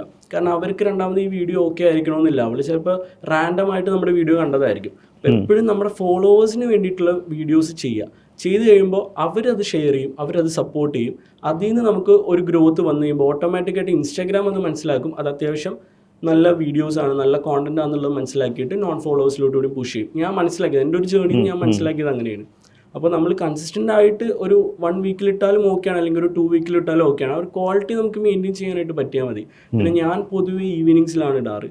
കാരണം അല്ലാത്ത സമയത്ത് എല്ലാവരും ജോലി ചെയ്യുന്നതായിരിക്കും. അപ്പോൾ എല്ലാവരും പറയും നിങ്ങൾ ഇൻസ്റ്റാഗ്രാം എടുക്കുക, നിങ്ങളുടെ ഡാഷ്ബോർഡിൽ പോവുക, നിങ്ങളുടെ ഫോളോവേഴ്സ് ആക്റ്റീവ് ആയിട്ടുള്ള ടൈം നോക്കുക. സത്യം പറഞ്ഞാൽ അത് നോക്കേണ്ട ആവശ്യമില്ല. നമ്മൾ ഇപ്പോൾ എത്ര നാളാണ് ഇവിടെ താമസിക്കുന്നത്, നമുക്കറിയാം ആൾക്കാർ ഫ്രീ ആയിട്ടുള്ള ടൈം 6:30 അവരുടെ വർക്ക് കഴിഞ്ഞ് അവരൊന്ന് വീടൊക്കെ എത്തി ഫ്രഷ് ആവുന്ന ടൈം ഒരു 7 മണിയാണ്. ഒരു കോമൺ സെൻസ് ആണ്. ആ ഒരു കോമൺ സെൻസിൽ വീഡിയോ അപ്ലോഡ് ചെയ്യുക. പിന്നെ അതുപോലെ തന്നെ ഞാൻ കൂടുതലും ഫ്രൈഡേ, സാറ്റർഡേ ഈ ഡേയ്സിലാണ് ഇടാറ്, അല്ലെങ്കിൽ മൺഡേ. സൺഡേ ഞാൻ ഇടാറില്ല. കാരണം സൺഡേ ആകെ ഒരു ഓഫ് കിട്ടുന്ന ഡേയ്സാണ് ആൾക്കാർക്ക്. ഈ ഒരു ഡേയ്സിൽ അവർ ഫാമിലിയായിട്ട് പുറത്ത് പോവേ അല്ലെങ്കിൽ ഫ്രണ്ട്സായിട്ട് സിനിമക്ക് പോയി അങ്ങനെ പല കാര്യങ്ങളായിട്ടും ബിസി ആയിരിക്കും. അതിൻ്റെ ഇടയിൽ ഇൻസ്റ്റ തോണ്ടി ഒരു സമയം കളയാറില്ല സത്യം പറഞ്ഞിട്ടുണ്ടെങ്കിൽ. അപ്പോൾ അതുകൊണ്ട് സൺഡേ ഞാൻ മാക്സിമം ഒഴിവാക്കുക. കാരണം ഒരു ഇനിഷ്യൽ പുഷ് കിട്ടൂല സൺഡേ. ഞാൻ ട്രൈ ചെയ്ത് നോക്കിയതാണ്, സൺഡേ ഇട്ട് നോക്കിയതാണ്. അപ്പോൾ ഞാൻ ഒന്നില്ലെങ്കിൽ മൺഡേ പോസ്റ്റ് ചെയ്യും അല്ലെങ്കിൽ ഫ്രൈഡേ ഈവനിങ്. കാരണം കോർപ്പറേറ്റ് ഓഫീസിൽ വർക്ക് ചെയ്യുന്നവർക്കൊക്കെ സാറ്റർഡേയും സൺഡേ ഒക്കെ ഓഫ് ആയിരിക്കും. അപ്പോൾ ഫ്രൈഡേ ഈവനിങ് ഇട്ട് കഴിഞ്ഞാൽ അടിപൊളിയാണ്. ഇവർ ഫ്രൈഡേ വന്ന് ഓക്കെ 2 ദിവസം അവധിയാണ് എന്ന് ഇന്ന് ഫുൾ ഫോണിലിരിക്കുക, ആ ഒരു മൈൻഡ് സെറ്റോടെ ആയിരിക്കും ഇവർ വരുന്നത് തന്നെ. നല്ല രീതിയിൽ തുടക്കത്തെ ഒരു പുഷ് വരുന്നുണ്ട്. മിലൻ പറഞ്ഞ കാര്യങ്ങൾ വെച്ചിട്ടേ ഒരേ സമയത്ത് മിലൻ കോമൺ സെൻസിനെ തന്നെ ഫോളോ ചെയ്യുന്നുണ്ട്. അതേ സമയത്ത് തന്നെ ഇനി അഥവാ സൺഡേ ബിരിയാണി കൊടുത്താലും എക്സ്പെരിമെന്റ് ചെയ്യാൻ നമ്മൾ ഏത് എനിക്ക് വർക്കാവുന്നില്ല എന്നുള്ളത് നമ്മൾ എക്സ്പെരിമെന്റ് ചെയ്ത് നോക്കുക എന്നുള്ളതാണ്. മൾട്ടിപ്പിൾ ആയിട്ട് അത് ഫെയിൽ ചെയ്യുന്നുണ്ടാവാം അല്ലെങ്കിൽ അത് സക്സസ് ആവുന്നുണ്ടാവാം. എക്സ്പെരിമെന്റ് ചെയ്യുക കണ്ടിന്യൂസ്ലി, അതോടൊപ്പം നിങ്ങളുടെ കൺസിസ്റ്റൻസി കീപ്പ് ചെയ്യുക എന്നുള്ളതാണ്. ഇപ്പോൾ എൻ്റെ 1 മില്യൺ അടിച്ച വീഡിയോ ഞാൻ 25-ാം തീയതി ഇടുന്നത്, ക്രിസ്മസിൻ്റെ അന്ന്, ഡിസംബർ 25-ന്. ഞാൻ അന്ന് വീഡിയോ ഇടാൻ പോകുന്നത് പറഞ്ഞപ്പോൾ എൻ്റെ അടുത്ത് എൻ്റെ ഫ്രണ്ട് പറഞ്ഞാണ് അന്ന് ഇടണ്ട, മുങ്ങിപ്പോവും, കാരണം എല്ലാവരും ക്രിസ്മസിൻ്റെ സ്റ്റോറിയും കാര്യങ്ങളൊക്കെ ഇടയായിരിക്കുന്നു. പക്ഷെ ഞാൻ ചിന്തിച്ചാൽ അങ്ങനെയല്ല. ക്രിസ്മസ് ആണ്, ഒരുപാട് പേര് വീട്ടിൽ വരുന്നുണ്ട്, അവർ സ്റ്റോറി ഇടുന്ന ഡേ ആണ്. ഈ സ്റ്റോറിക്ക് എത്ര വ്യൂസ് ആയി എന്ന് അറിയാനായിട്ടും ഇതിന് എത്ര ലൈക്ക് ആയി എന്ന് അറിയാനായിട്ട് ഇവർ ഇടയ്ക്കിടയ്ക്ക് ഇൻസ്റ്റാഗ്രാമിൽ കയറി നോക്കും.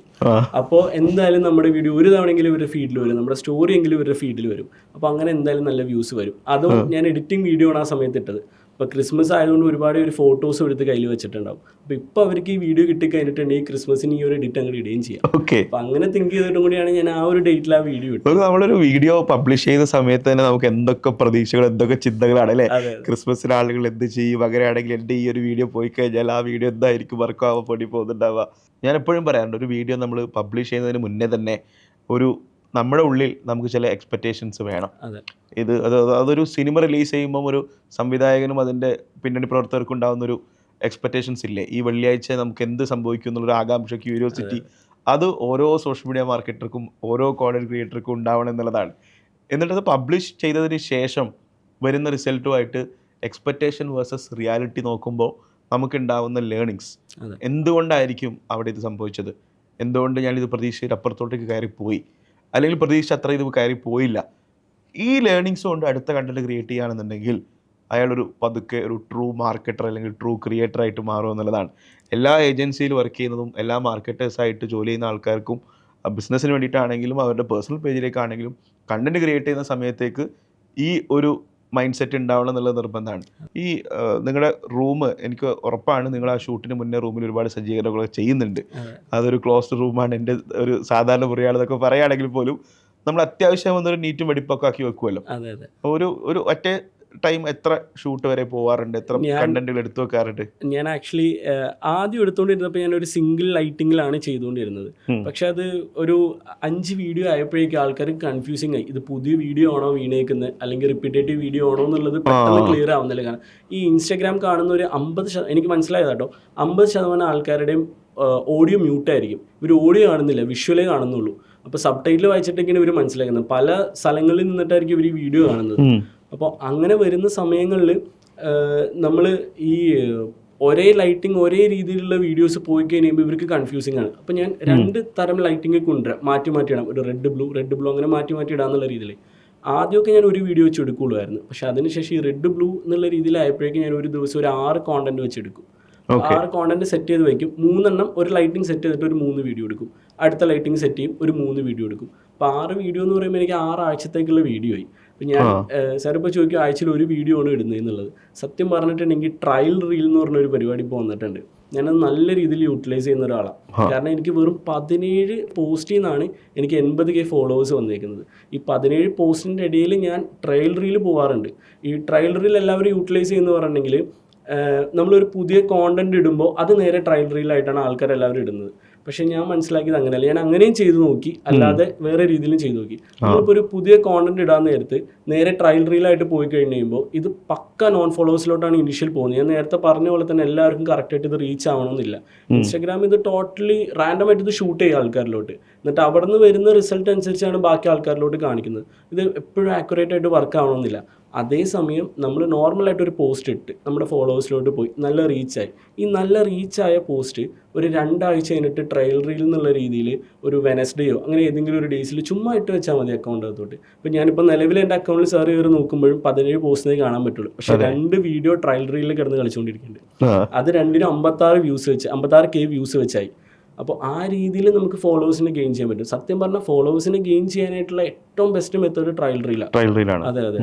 നമുക്ക് റീച്ച് വേണം, അല്ലെങ്കിൽ നമുക്ക് കുറച്ച് എൻഗേജ്മെന്റ് വേണം, കമന്റ് വേണം എന്നൊക്കെയുള്ള രീതിയിലാണ് നോർമൽ പോസ്റ്റ് ആയിട്ടാണ് പോകേണ്ടത്. നമുക്ക് ഫോളോവേഴ്സിനെ ഗെയിൻ ചെയ്യാനായിട്ടാണ് ഏറ്റവും ബെസ്റ്റ് മെത്തേഡ് ട്രയൽ റീൽ. അത് വർക്കായ കോണ്ടന്റ് ഇടണം. നമ്മളിപ്പോൾ ഇന്നൊരു വീഡിയോ ഷൂട്ട് ചെയ്യുന്ന ആളെ എഡിറ്റ് ചെയ്ത് അത് നേരെ കൊണ്ടുപോയി ട്രയൽ റീൽ ഇട്ട് കഴിഞ്ഞിട്ടുണ്ടെങ്കിൽ ഇതിന്റെ റിസൾട്ട് ഭയങ്കര സ്ലോ ആയിട്ടാണ് വരുന്നത്. അപ്പോൾ നമ്മൾ ഡെസ്പാവും, നമുക്ക് ട്രയൽ റീൽ വർക്ക് ആവുന്നില്ല എന്ന് തോന്നും. അതിലും ബെറ്റർ ഓപ്ഷൻ ഓൾറെഡി വർക്ക് അയക്കുന്ന പഴയ വീഡിയോസ് റീപോസ്റ്റ് ആയിട്ട് ട്രയൽ റീലായിട്ട് പോയി കഴിഞ്ഞാൽ നല്ല എഫക്റ്റീവ് ആയിരിക്കും. That's great. അതുപോലെ ഈ നമ്മൾ ഡെസ്പാവും എന്ന് പറഞ്ഞല്ലോ. അതെ. സോ നമ്മൾ മനുഷ്യന്മാരാണ്, നമ്മൾ ചെയ്യുന്ന കാര്യങ്ങളിൽ നമ്മൾ ഉദ്ദേശിച്ച റിസൾട്ട് നടന്നില്ല എന്നുണ്ടെങ്കിൽ നമ്മൾ മെന്റലി ഡൗൺ ആവും. അത് നമ്മൾ ഒരുപക്ഷെ സ്ട്രെസ്സോ അല്ലെങ്കിൽ മറ്റേതെങ്കിലും രീതിയിലേക്കോ കൊണ്ടെത്തിച്ചേക്കും. പ്രത്യേകിച്ച് നമ്മൾ ഇത് ഒറ്റയ്ക്ക് ചെയ്യാണ്, നമ്മൾ പാഷൻ്റെ പുറത്ത് ചെയ്യാണ്, നമ്മളൊരു ജോബോ അല്ലെങ്കിൽ നമ്മളൊരു ഓഫീസിൻ്റെ അകത്തൊരു ടീം വർക്കോ ആയിട്ടല്ല നമ്മൾ നിൽക്കുന്നത്. പേഴ്സണലി എഫക്റ്റ് ചെയ്യും നമ്മളെ. ഞാൻ അശ്വിൻ്റെ കണ്ടൻറ്റൊക്കെ പലപ്പോഴും സ്റ്റക്ക് ആവുന്നിടത്തൊക്കെ ഞാൻ അശ്വിൻ്റെ അടുത്ത് എവിടെ കണ്ടന്റ് എന്നൊക്കെ പറഞ്ഞ് ഞാൻ ചോദിക്കാറുണ്ട്. കാര്യം ഒരാൾ വേണമല്ലോ ഇയാളൊന്ന് ചോദിക്കാനും പറയാനൊക്കെ കണ്ടന്റ് എവിടെയെന്നൊക്കെ ചോദിക്കാൻ. ഈ നമ്പേഴ്സിനെ അല്ലെങ്കിൽ നമ്മുടെ വീഡിയോസുകളിലൊക്കെ വരുന്ന വ്യൂസിൻ്റെ, കമൻസിൻ്റെ, എൻഗേജ്മെൻറ്റ്സിൻ്റെ ഒക്കെ അപ്സ് ആൻഡ് ഡൗൺസിനൊക്കെ എങ്ങനെയാണ് എടുക്കാറുള്ളത്?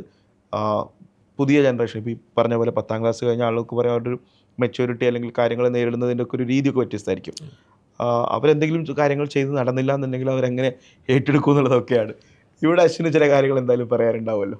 ഷോ സാർ, ഞാൻ ആക്ച്വലി ഈ ഒരു ജേർണി സ്റ്റാർട്ട് ചെയ്യുന്ന സമയത്ത് തന്നെ തീരുമാനിച്ചിട്ടുണ്ടായിരുന്നത് എനിക്കൊരു സോഷ്യൽ വാലിഡേഷൻ അല്ല ഇവിടെ ഇമ്പോർട്ടൻറ്റ്, എൻ്റെ വൈ തന്നെയാണെന്നുള്ളതായിരുന്നു.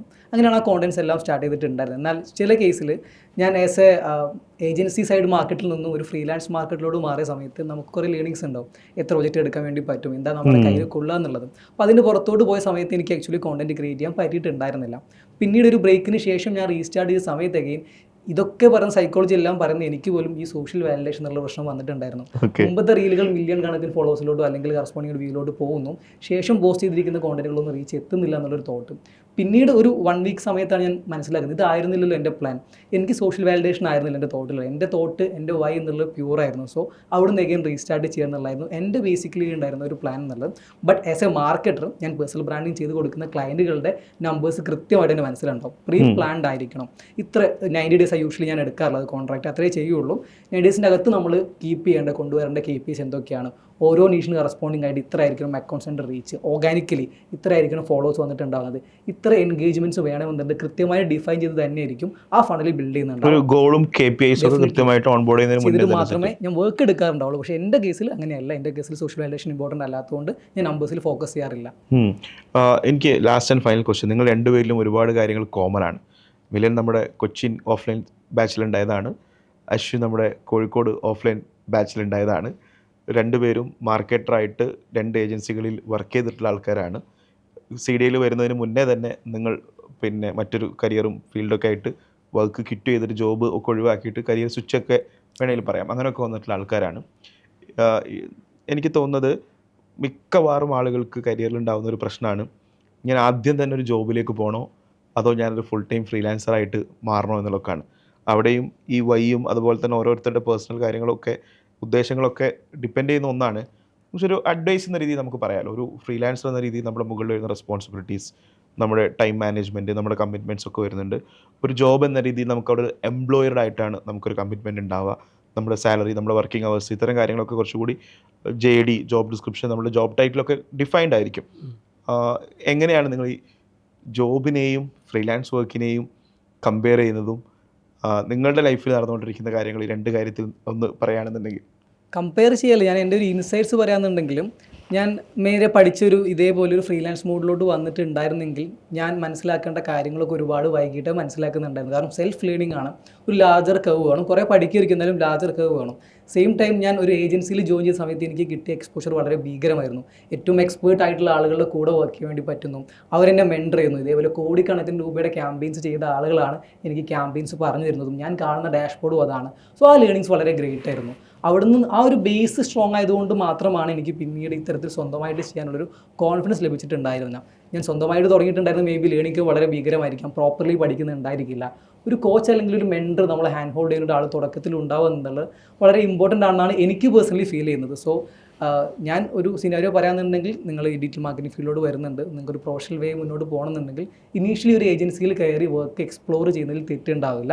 ശേഷം മനസ്സിലാക്കിയതിന് ശേഷം നമുക്ക് സ്വന്തമായിട്ട് ചെയ്യുന്ന ഒരു കോൺഫിഡൻസ് ആവുന്ന സമയത്ത് കൂടുതൽ എക്സ്പ്ലോർ ചെയ്യാനുള്ള ഒരു സ്ട്രെങ്ത് ലഭിക്കുന്നതായിരിക്കും എനിക്ക് പേഴ്സണലി തോന്നിയിട്ടുള്ളത്. എൻ്റെ പേഴ്സണൽ ഒപ്പീനിയൻ ആണ്. ഓക്കെ, എനിക്കും സംവാട്ട് സിമിലർ ആണ്. പിന്നെ it's all up to confidence. അവരുടെ കോൺഫിഡൻസ് ലെവലും അവരുടെ എക്സ്പീരിയൻസും ആണ്. ഇപ്പോൾ ഈ പറഞ്ഞ രീതിയിൽ പേഴ്സണലായിട്ട് ഇപ്പോൾ ഒരു കമ്പനിയിൽ വർക്ക് ചെയ്യാത്ത രീതിയിൽ അവർക്ക് അല്ലാത്ത എക്സ്പീരിയൻസ് ഓൾറെഡി ഉണ്ടെന്നൊക്കെ ആണെങ്കിൽ ഡയറക്റ്റ് ഫ്രീലാൻസ് ചെയ്യുന്നതിനും തെറ്റില്ല. അവർക്ക് നമുക്ക് പിന്നീട് തോന്നരുത് ഫ്രീലാൻസിങ് ചെയ്തില്ലല്ലോ, പക്ഷേ എനിക്ക് ഫ്രീലാൻസ് ചെയ്താൽ മതിയായിരുന്നു എന്നുള്ളത് തോന്നരുത്. ആ ഒരു ഡൗട്ട് തോന്നരുത്. ഇപ്പം നിങ്ങൾക്ക് എന്താണോ റൈറ്റ് ആയിട്ട് തോന്നുന്നത് അതൊന്ന് ട്രൈ ചെയ്ത് നോക്കുക. എനിക്ക് റൈറ്റ് ആയിട്ട് തോന്നിയിരുന്നത് ഏജൻസിയിൽ വർക്ക് ചെയ്യാം എന്നുള്ളതായിരുന്നു എനിക്ക് റൈറ്റ് ആയിട്ട് തോന്നിയത്. ഞാൻ നേരെ ഏജൻസിയിലാണ് വർക്ക് ചെയ്യാൻ കയറിയത്. ഏജൻസിയിൽ ഞാൻ കയറി, ഞാൻ അതിനുശേഷം ഒരു 1 month ഞാൻ വർക്ക് ചെയ്തുള്ളൂ. പക്ഷേ അതിനുശേഷം എനിക്ക് റിയലൈസ് ആയി ഞാൻ എന്താ ചെയ്യേണ്ടത്, എനിക്ക് എന്താ ഇവിടെ റോൾ ഉള്ളതെന്നുള്ളത് എനിക്ക് മനസ്സിലായി. അപ്പോൾ ഞാൻ നേരെ ഫ്രീലാൻസിങ്ങിലോട്ട് പോയി. അപ്പോൾ നിങ്ങൾക്ക് it's all up to them. അവരുടെ ആ ഒരു സ്കില്ല്, അവരുടെ ആ ഒരു കോൺഫിഡൻസ് ലെവൽ, ഇതെല്ലാം ഡിപ്പെൻഡ് ചെയ്താണ്. ഫ്രീലാൻസ് ആയിട്ട് ചെയ്യാൻ ഈ പറഞ്ഞ രീതിയിലൊരു വലിയൊരു എക്സ്പീരിയൻസോ കാര്യങ്ങളോ ഒന്നും വേണമെന്നുള്ളത് എനിക്ക് പേഴ്സണലി അങ്ങനെ അതെല്ലാം അനുസരിച്ച്. ഇപ്പോൾ ഫ്രീലാൻസിങ് എനിക്ക് മനസ്സിലാക്കിയ കാര്യമായിട്ടോ പറയുന്നത്. ഇപ്പോൾ ഫ്രീലാൻസിങ് ആയിട്ട് ചെയ്യുമ്പോൾ ഒരു അത്ര വലിയ ക്ലയൻസ് നമുക്ക് ഹാൻഡിൽ ചെയ്യാൻ പറ്റുമെന്ന് എനിക്ക് പേഴ്സണലി തോന്നിയിട്ടില്ല. കാരണം ഇപ്പോൾ ഞാനിപ്പോൾ ഒരുപാട് ഫ്രീലാൻസിങ് ചെയ്തു. അപ്പോൾ ഈ ഫ്രീലാൻസിങ് വരുന്ന ക്ലയൻസ് എല്ലാം ഒരു ആവറേജ്, കൂടിപ്പോയി കഴിഞ്ഞാൽ എബവ് ആവറേജ് എന്നുള്ള രീതിയിലാണ്. വലിയ ബ്രാൻഡുകൾ എപ്പോഴും ഏജൻസിനെ ഡിപ്പെൻഡ് ചെയ്യുള്ളൂ. അപ്പം അത്രയും ഒരു ലെവലിൽ നമുക്ക് ചെയ്ത് പോകാനായിട്ട് അത്ര ഒരു 5 year എക്സ്പീരിയൻസ് 3 year എക്സ്പീരിയൻസ് വേണമെന്ന് എനിക്ക് തോന്നിയിട്ടില്ല. നമുക്ക് ആ ഒരു സ്കില്ല് എന്താണ് മാർക്കറ്റിംഗ് എന്നുള്ളത് അറിയണം, എന്താണ് ഡിജിറ്റൽ മാർക്കറ്റിംഗ് എന്നുള്ളത് അറിഞ്ഞു കഴിഞ്ഞിട്ടുണ്ടെങ്കിൽ ഒബ്വിയസ്ലി നമുക്ക് ഫ്രീലാൻസിങ്. എവിടെയാണ് നിങ്ങൾക്ക് കൂടുതൽ ഏൺ ചെയ്യാൻ പറ്റുന്നത്? ഒബ്വിയസ്ലി ഫ്രീലാൻസിംഗ് ആണ് ഞാൻ പറയുന്നത്. എവിടെയാണ് നിങ്ങൾക്ക് കൂടുതൽ റെസ്പോൺസിബിലിറ്റി എടുക്കേണ്ടി വരുന്നത്? അതും ഫ്രീലാൻസിംഗ് തന്നെയാണ്. എവിടെയാണ് നിങ്ങൾക്ക് കൂടുതൽ ഫ്രീ ടൈം കിട്ടുന്നത്? അത് സത്യം പറഞ്ഞാൽ അതെ. ഞാൻ ആക്ച്വലി നേരെ തലയിരിച്ചെന്ന് വിചാരിച്ചിട്ടാണ് ഫ്രീലാൻസിങ് സ്റ്റാർട്ട് ചെയ്തത്. പക്ഷേ ഇത് വലിയൊരു റെസ്പോൺസിബിലിറ്റി ആണ്. കാരണം അവർ നമ്മളൊരു മണി ഏൽപ്പിക്കുകയാണ്. അവരുടെ വലിയൊരു റെസ്പോൺസിബിലിറ്റി, അവരുടെ ബിസിനസ് മൊത്തത്തിൽ നമ്മുടെ കയ്യിൽ തരുകയാണ് അവർ. അതിനെ വളർത്തിയെടുക്കുക, അതിനെ സക്സസ്സിലോട്ട് എത്തിക്കുക എന്നുള്ളത് നമ്മുടെ റെസ്പോൺസിബിലിറ്റിയാണ്. നമ്മൾ ഉഴപ്പാനോ നമ്മളിരുന്ന് ഉറങ്ങാനോ റീൽ കണ്ടിരിക്കാനോ ഒന്നും പാടില്ല. നമ്മൾ രാവിലെ എണീക്കുമ്പോൾ തൊട്ട് രാത്രി വരെ അതിനു വേണ്ടി വർക്ക് ചെയ്യണം. അപ്പോൾ ടൈമില്ല ഇതിനങ്ങനെ. ഓക്കെ, എപ്പോഴാണ് നിങ്ങൾക്ക് രാത്രി നന്നായിട്ട് ഉറങ്ങാൻ പറ്റുന്നത്? ഏജൻസിയിൽ വർക്ക് ചെയ്തപ്പോഴാണോ അതോ ഫ്രീലാൻസ് വർക്ക്? അതെ, അതും ഏജൻസിയുടെ. പക്ഷേ സാറ്റിസ്ഫാക്ഷൻ, ഞാൻ ഓണസ്റ്റ് ആയിട്ട് പറയട്ടെ, ഇതിൽ സാറ്റിസ്ഫാക്ഷൻ ലെവൽ ടോട്ടലി ഡിഫറെൻ്റാണ്. എനിക്കറിയില്ല, എനിക്ക് പേഴ്സണലി തോന്നിയതാട്ടോ. എനിക്ക് മറ്റേ ഞാൻ എന്തിനോ വേണ്ടി ചെയ്യുന്നു എന്നുള്ള ഒരു തോട്ട് എൻ്റെ മനസ്സിൽ ഇങ്ങനെ ഭയങ്കര. നമ്മളൊരു പ്രൊജക്ട് ഓൺബോർഡ് ചെയ്ത് കഴിഞ്ഞാൽ പിന്നെ അതിൻ്റെ ഓണർഷിപ്പ്, ലീഡർഷിപ്പ് ഇതെല്ലാം നമ്മുടെ മുകളിലാണല്ലോ ഉള്ളത്. മാത്രമല്ല അതിനകത്ത് വരുന്ന 100% റവന്യൂ നമ്മുടേതാണ്. അതുപോലെ അതിൽ നിന്നുള്ള ലേണിങ്സും നമ്മുടേതാണ്. ലേണിങ്സും ഏർണിങ്സും ആ പ്രൊജക്ട്സ് ഒക്കെ നമ്മുടെ ഒരു ഓൺ ബേബി പോലെ ഫീൽ ആവുന്നതാണ്. സാറ്റിസ്ഫാക്ഷൻ ലെവൽ ഭയങ്കര വലുത്. അത് നമ്മുടെ സാറ്റിസ്ഫാക്ഷനിൽ വ്യത്യാസം. ഇപ്പോൾ എനിക്ക് റീസെന്റ് ആയിട്ട് വന്നത് ഏറ്റവും ചെറിയൊരു ക്ലൈന്റ് എന്ന് പറയുന്ന ഒരു മില്ലാണ്. സാധാ നമ്മുടെ ഈ പൊടിയൊക്കെ പൊടിപ്പിക്കുന്ന മില്ല്, അരി മുളകൊക്കെ പൊടിക്കുന്ന മില്ല്. അതിന് ഡിജിറ്റൽ മാർക്കറ്റിംഗ് ചെയ്യാം. അതെ, അതിന്റെ മെറ്റാഡ് ചെയ്തിട്ട് അവർക്ക് എന്റെ ഫ്രണ്ടിന്റെ തന്നെയാണ്. അപ്പോൾ അവരുടെ അടുത്ത് ഞാനിങ്ങനെ ഒരു ഓപ്പർച്യൂണിറ്റി ഉണ്ടെന്നുള്ളത് പറഞ്ഞ്, കാരണം ഓർഗാനിക് ആയിട്ടുള്ള പ്രോഡക്ട്സ് ആൾക്കാർ അന്വേഷിച്ച് നടക്കുകയാണ്. അപ്പോൾ ഒരു ഓപ്പർച്യൂണിറ്റിയുടെ കേസ് ഇങ്ങനെ പറഞ്ഞ് നമ്മൾ എന്നിട്ട് അതിൻ്റെ ആഡും കാര്യങ്ങളൊക്കെ ചെയ്യുന്നുണ്ട്. അപ്പോൾ അത് അത്ര എന്താ പറയുക, ഒരു ചെറിയ സംരംഭമാണ്. അപ്പോൾ അത് അത്ര സക്സസ്സിലോട്ട് എത്തിയപ്പോൾ ഞാൻ ആക്ച്വലി പേഴ്സണലി ഭയങ്കര ഹാപ്പിയാണ്. അപ്പോൾ അങ്ങനത്തെ ചെറിയ സക്സസ്സിലും നമ്മൾ ഭയങ്കരമായിട്ട് ഹാപ്പിയാണ്. അവിടെ നിങ്ങൾ ക്യാമ്പയിൻ ചെയ്ത ഒബ്ജക്റ്റീവൊക്കെ റൺ ചെയ്യുന്നത്? നമ്മൾ എൻഗേജ്മെന്റ് സെയിൽസും ആണ് കൂടുതൽ ചെയ്യുന്നത്. ഇവര് മില്ലിന്ന് സ്വന്തമായിട്ട് പൊടിച്ചുണ്ടാക്കിയ ധാന്യങ്ങളൊക്കെ വിൽക്കുകയാണോ ചെയ്യുന്നത്? അത് വിൽക്കുന്നുണ്ട്. നമ്മൾ 3 രീതിയിലാണ് പോകുന്നത്. ഒന്ന് നമ്മൾ സെയിൽ ഒബ്ജക്റ്റീവായിട്ട്, പിന്നെ ഒന്ന് എൻഗേജ്മെന്റ്, കസ്റ്റമേഴ്സിന്റെ ക്വയറീസ് ഫില്ല് ചെയ്യാനായിട്ടുള്ള രീതിയിൽ, പിന്നെ അവർക്ക് സ്റ്റോർ ആയിട്ടുണ്ട്, അവിടെ വന്ന് നമുക്ക് മേടിക്കാനായിട്ട് പറ്റും, പാക്ക് ചെയ്തിട്ടുള്ള പ്രൊഡക്റ്റ് മേടിക്കാനായിട്ട് പറ്റും. ആ രീതിയിലുണ്ട്. 3 രീതിയിലാണ് അവയർനെസ് പോകുന്നുണ്ട്, എൻഗേജ്മെന്റ് പോകുന്നുണ്ട്, സെയിൽസ് പോകുന്നുണ്ട്. പിന്നെ പേഴ്സണലി ഇത് റൈറ്റ് ആണെന്ന് എനിക്കറിയില്ല, സാറിന് കറക്റ്റ് ചെയ്യാം. ഞാൻ കൂടുതൽ സജസ്റ്റ് ചെയ്യാറ് എൻഗേജ്മെന്റ് ആണ്. കാരണം വേറെ ഒന്നും കൊണ്ടല്ല, സെയിൽ തന്നെ നമുക്ക് എൻഗേജ്മെന്റ്. ഓഫ്ലൈൻ ആണല്ലോ ബിസിനസ്? ഇവര് ഓഫ്ലൈനും ഉണ്ട് ഓൺലൈനും ഉണ്ട്. ഓൺലൈനിൽ ഇവർ ഷിപ്പ് ചെയ്ത് കൊടുക്കുന്നു എന്നുള്ള രീതിയിൽ. ഓൺലൈനിൽ ഇപ്പോൾ റീസെന്റ് ആയിട്ട് ഒരു ഷോപ്പിഫൈ വെബ്സൈറ്റ് ആളോട് പറഞ്ഞിട്ടൊന്ന് സ്റ്റാർട്ട് ചെയ്യാൻ ഞാൻ ആളോട് പറഞ്ഞു. നിങ്ങളൊരു നാടൻ മില്ലിനെ ഇ കൊമേഴ്സ് സ്റ്റോർ ആക്കി മാറ്റി കഴിഞ്ഞു. അടിപൊളി. അപ്പോൾ ആളിപ്പോൾ അതിന്റെ വേറൊരു പുതിയ ഔട്ട്ലെറ്റ് സ്റ്റാർട്ട് ചെയ്യുന്നുണ്ട്. നടന്നുകൊണ്ടിരിക്കുകയാണ്. അപ്പോൾ നമുക്ക് ഈ രീതിയിൽ ഫ്രീലാൻസിങ് നമുക്ക് കൊണ്ടുപോകാനായിട്ട് പറ്റും. അപ്പോൾ അതിന്റെ സാറ്റിസ്ഫാക്ഷൻ അവരെ സംബന്ധിച്ചിടത്തോളം നിങ്ങൾ അവരുടെ ഒരു വലിയ ഗുരു അല്ലെങ്കിൽ അവരുടെ ഒരു ആസ്ഥാന ബിസിനസ് ഓണ്ടർപ്രണർഷിപ്പിൽ അവർ അടുത്ത ലെവലിലേക്ക് കൊണ്ടുപോകുന്ന. അതെ, നമുക്ക് ഭയങ്കര ഹാപ്പി ആയിരിക്കും. കാരണം ഇപ്പോൾ ഒരു പോസ്റ്റ് ചെയ്യുന്നതിന് മുമ്പും ആ വീഡിയോ നമുക്ക് അയച്ചു തരും. നമുക്ക് അയച്ചു തന്നിട്ട് ആ ഒരു ആഡ് റൺ ചെയ്തിട്ട് അതിന്റെ റിസൾട്ട് വന്നു കഴിഞ്ഞപ്പോൾ ഓട്ടോമാറ്റിക് അവർ നമ്മൾ റെക്കഗ്നൈസ് ചെയ്യുന്ന രീതി മാറി. എന്തുണ്ടെങ്കിലും നമ്മൾ വിളിച്ച് ചോദിക്കാനായിട്ട് തുടങ്ങി. നമുക്കൊരു സോഷ്യൽ മീഡിയയിൽ ഒരു വീഡിയോ പോസ്റ്റ് ചെയ്യുന്നതിന് മുമ്പ് തന്നെ നമുക്കത് അയച്ചു തരും. ഇത് ഓക്കെ ആണോ ഇടാനായിട്ട്, ഇത് ഇട്ടോട്ടെ എന്ന് വയ്ക്കും. നമ്മൾ ആക്ച്വലി അവർക്ക് പെർഫോമൻസ് മാർക്കറ്റിംഗ് മാത്രമാണ് ചെയ്തു കൊടുക്കുന്നതെങ്കിൽ പോലും ഈ രീതിയിലുള്ള ഡൗട്ട്സ് കാര്യങ്ങളൊക്കെ നമുക്ക് ഇങ്ങനെ വരുന്നുണ്ട്. അപ്പൊ നമുക്ക് തന്നെ ഒരു കോൺഫിഡൻസ് വരും. നിങ്ങളപ്പോ ആ ബിസിനസ്സിന്റെ ഒരു കോ ഫൗണ്ടർ ആണ് ഇപ്പൊ ഞാൻ പറയാം അല്ലേ. നിങ്ങൾ അതിന്റെ മാർക്കറ്റിംഗ് ആണ് നോക്കുന്നെങ്കിൽ പോലും അടുത്ത സ്റ്റോർ കൊണ്ടുവരാനും അത് ഓൺലൈനിൽ വിൽക്കാനും അവരുടെ ഒരു 3 മോഡൽ ഓഫ് ബിസിനസ്സിനെ നിങ്ങൾക്ക് കൊണ്ടുവരാനും ഒക്കെ ആയിട്ട് ഒരു കോ ഫൗണ്ടർ പോലെയാണ്. ഇവൻ ദോ നിങ്ങളൊരു ഫ്രീലാൻസർ ആയിട്ടാണ് പെർഫോമൻസ് മാർക്കറ്റിംഗ് ആണ് ആ ഒരു നാടൻ മില്ലിൽ ചെയ്തതെങ്കിൽ പോലും ഇപ്പൊ നിങ്ങൾ അതിന്റെ ഒരു കോ ഫൗണ്ടർ പോലെയാണ്. എനിക്ക് തോന്നുന്നു ഫ്രീലാൻസിങ് ചെയ്യുമ്പോൾ എല്ലാവരും കോ ഫൗണ്ടർ രീതിയിലോട്ട് ആവണമെന്ന് തോന്നുന്നത്.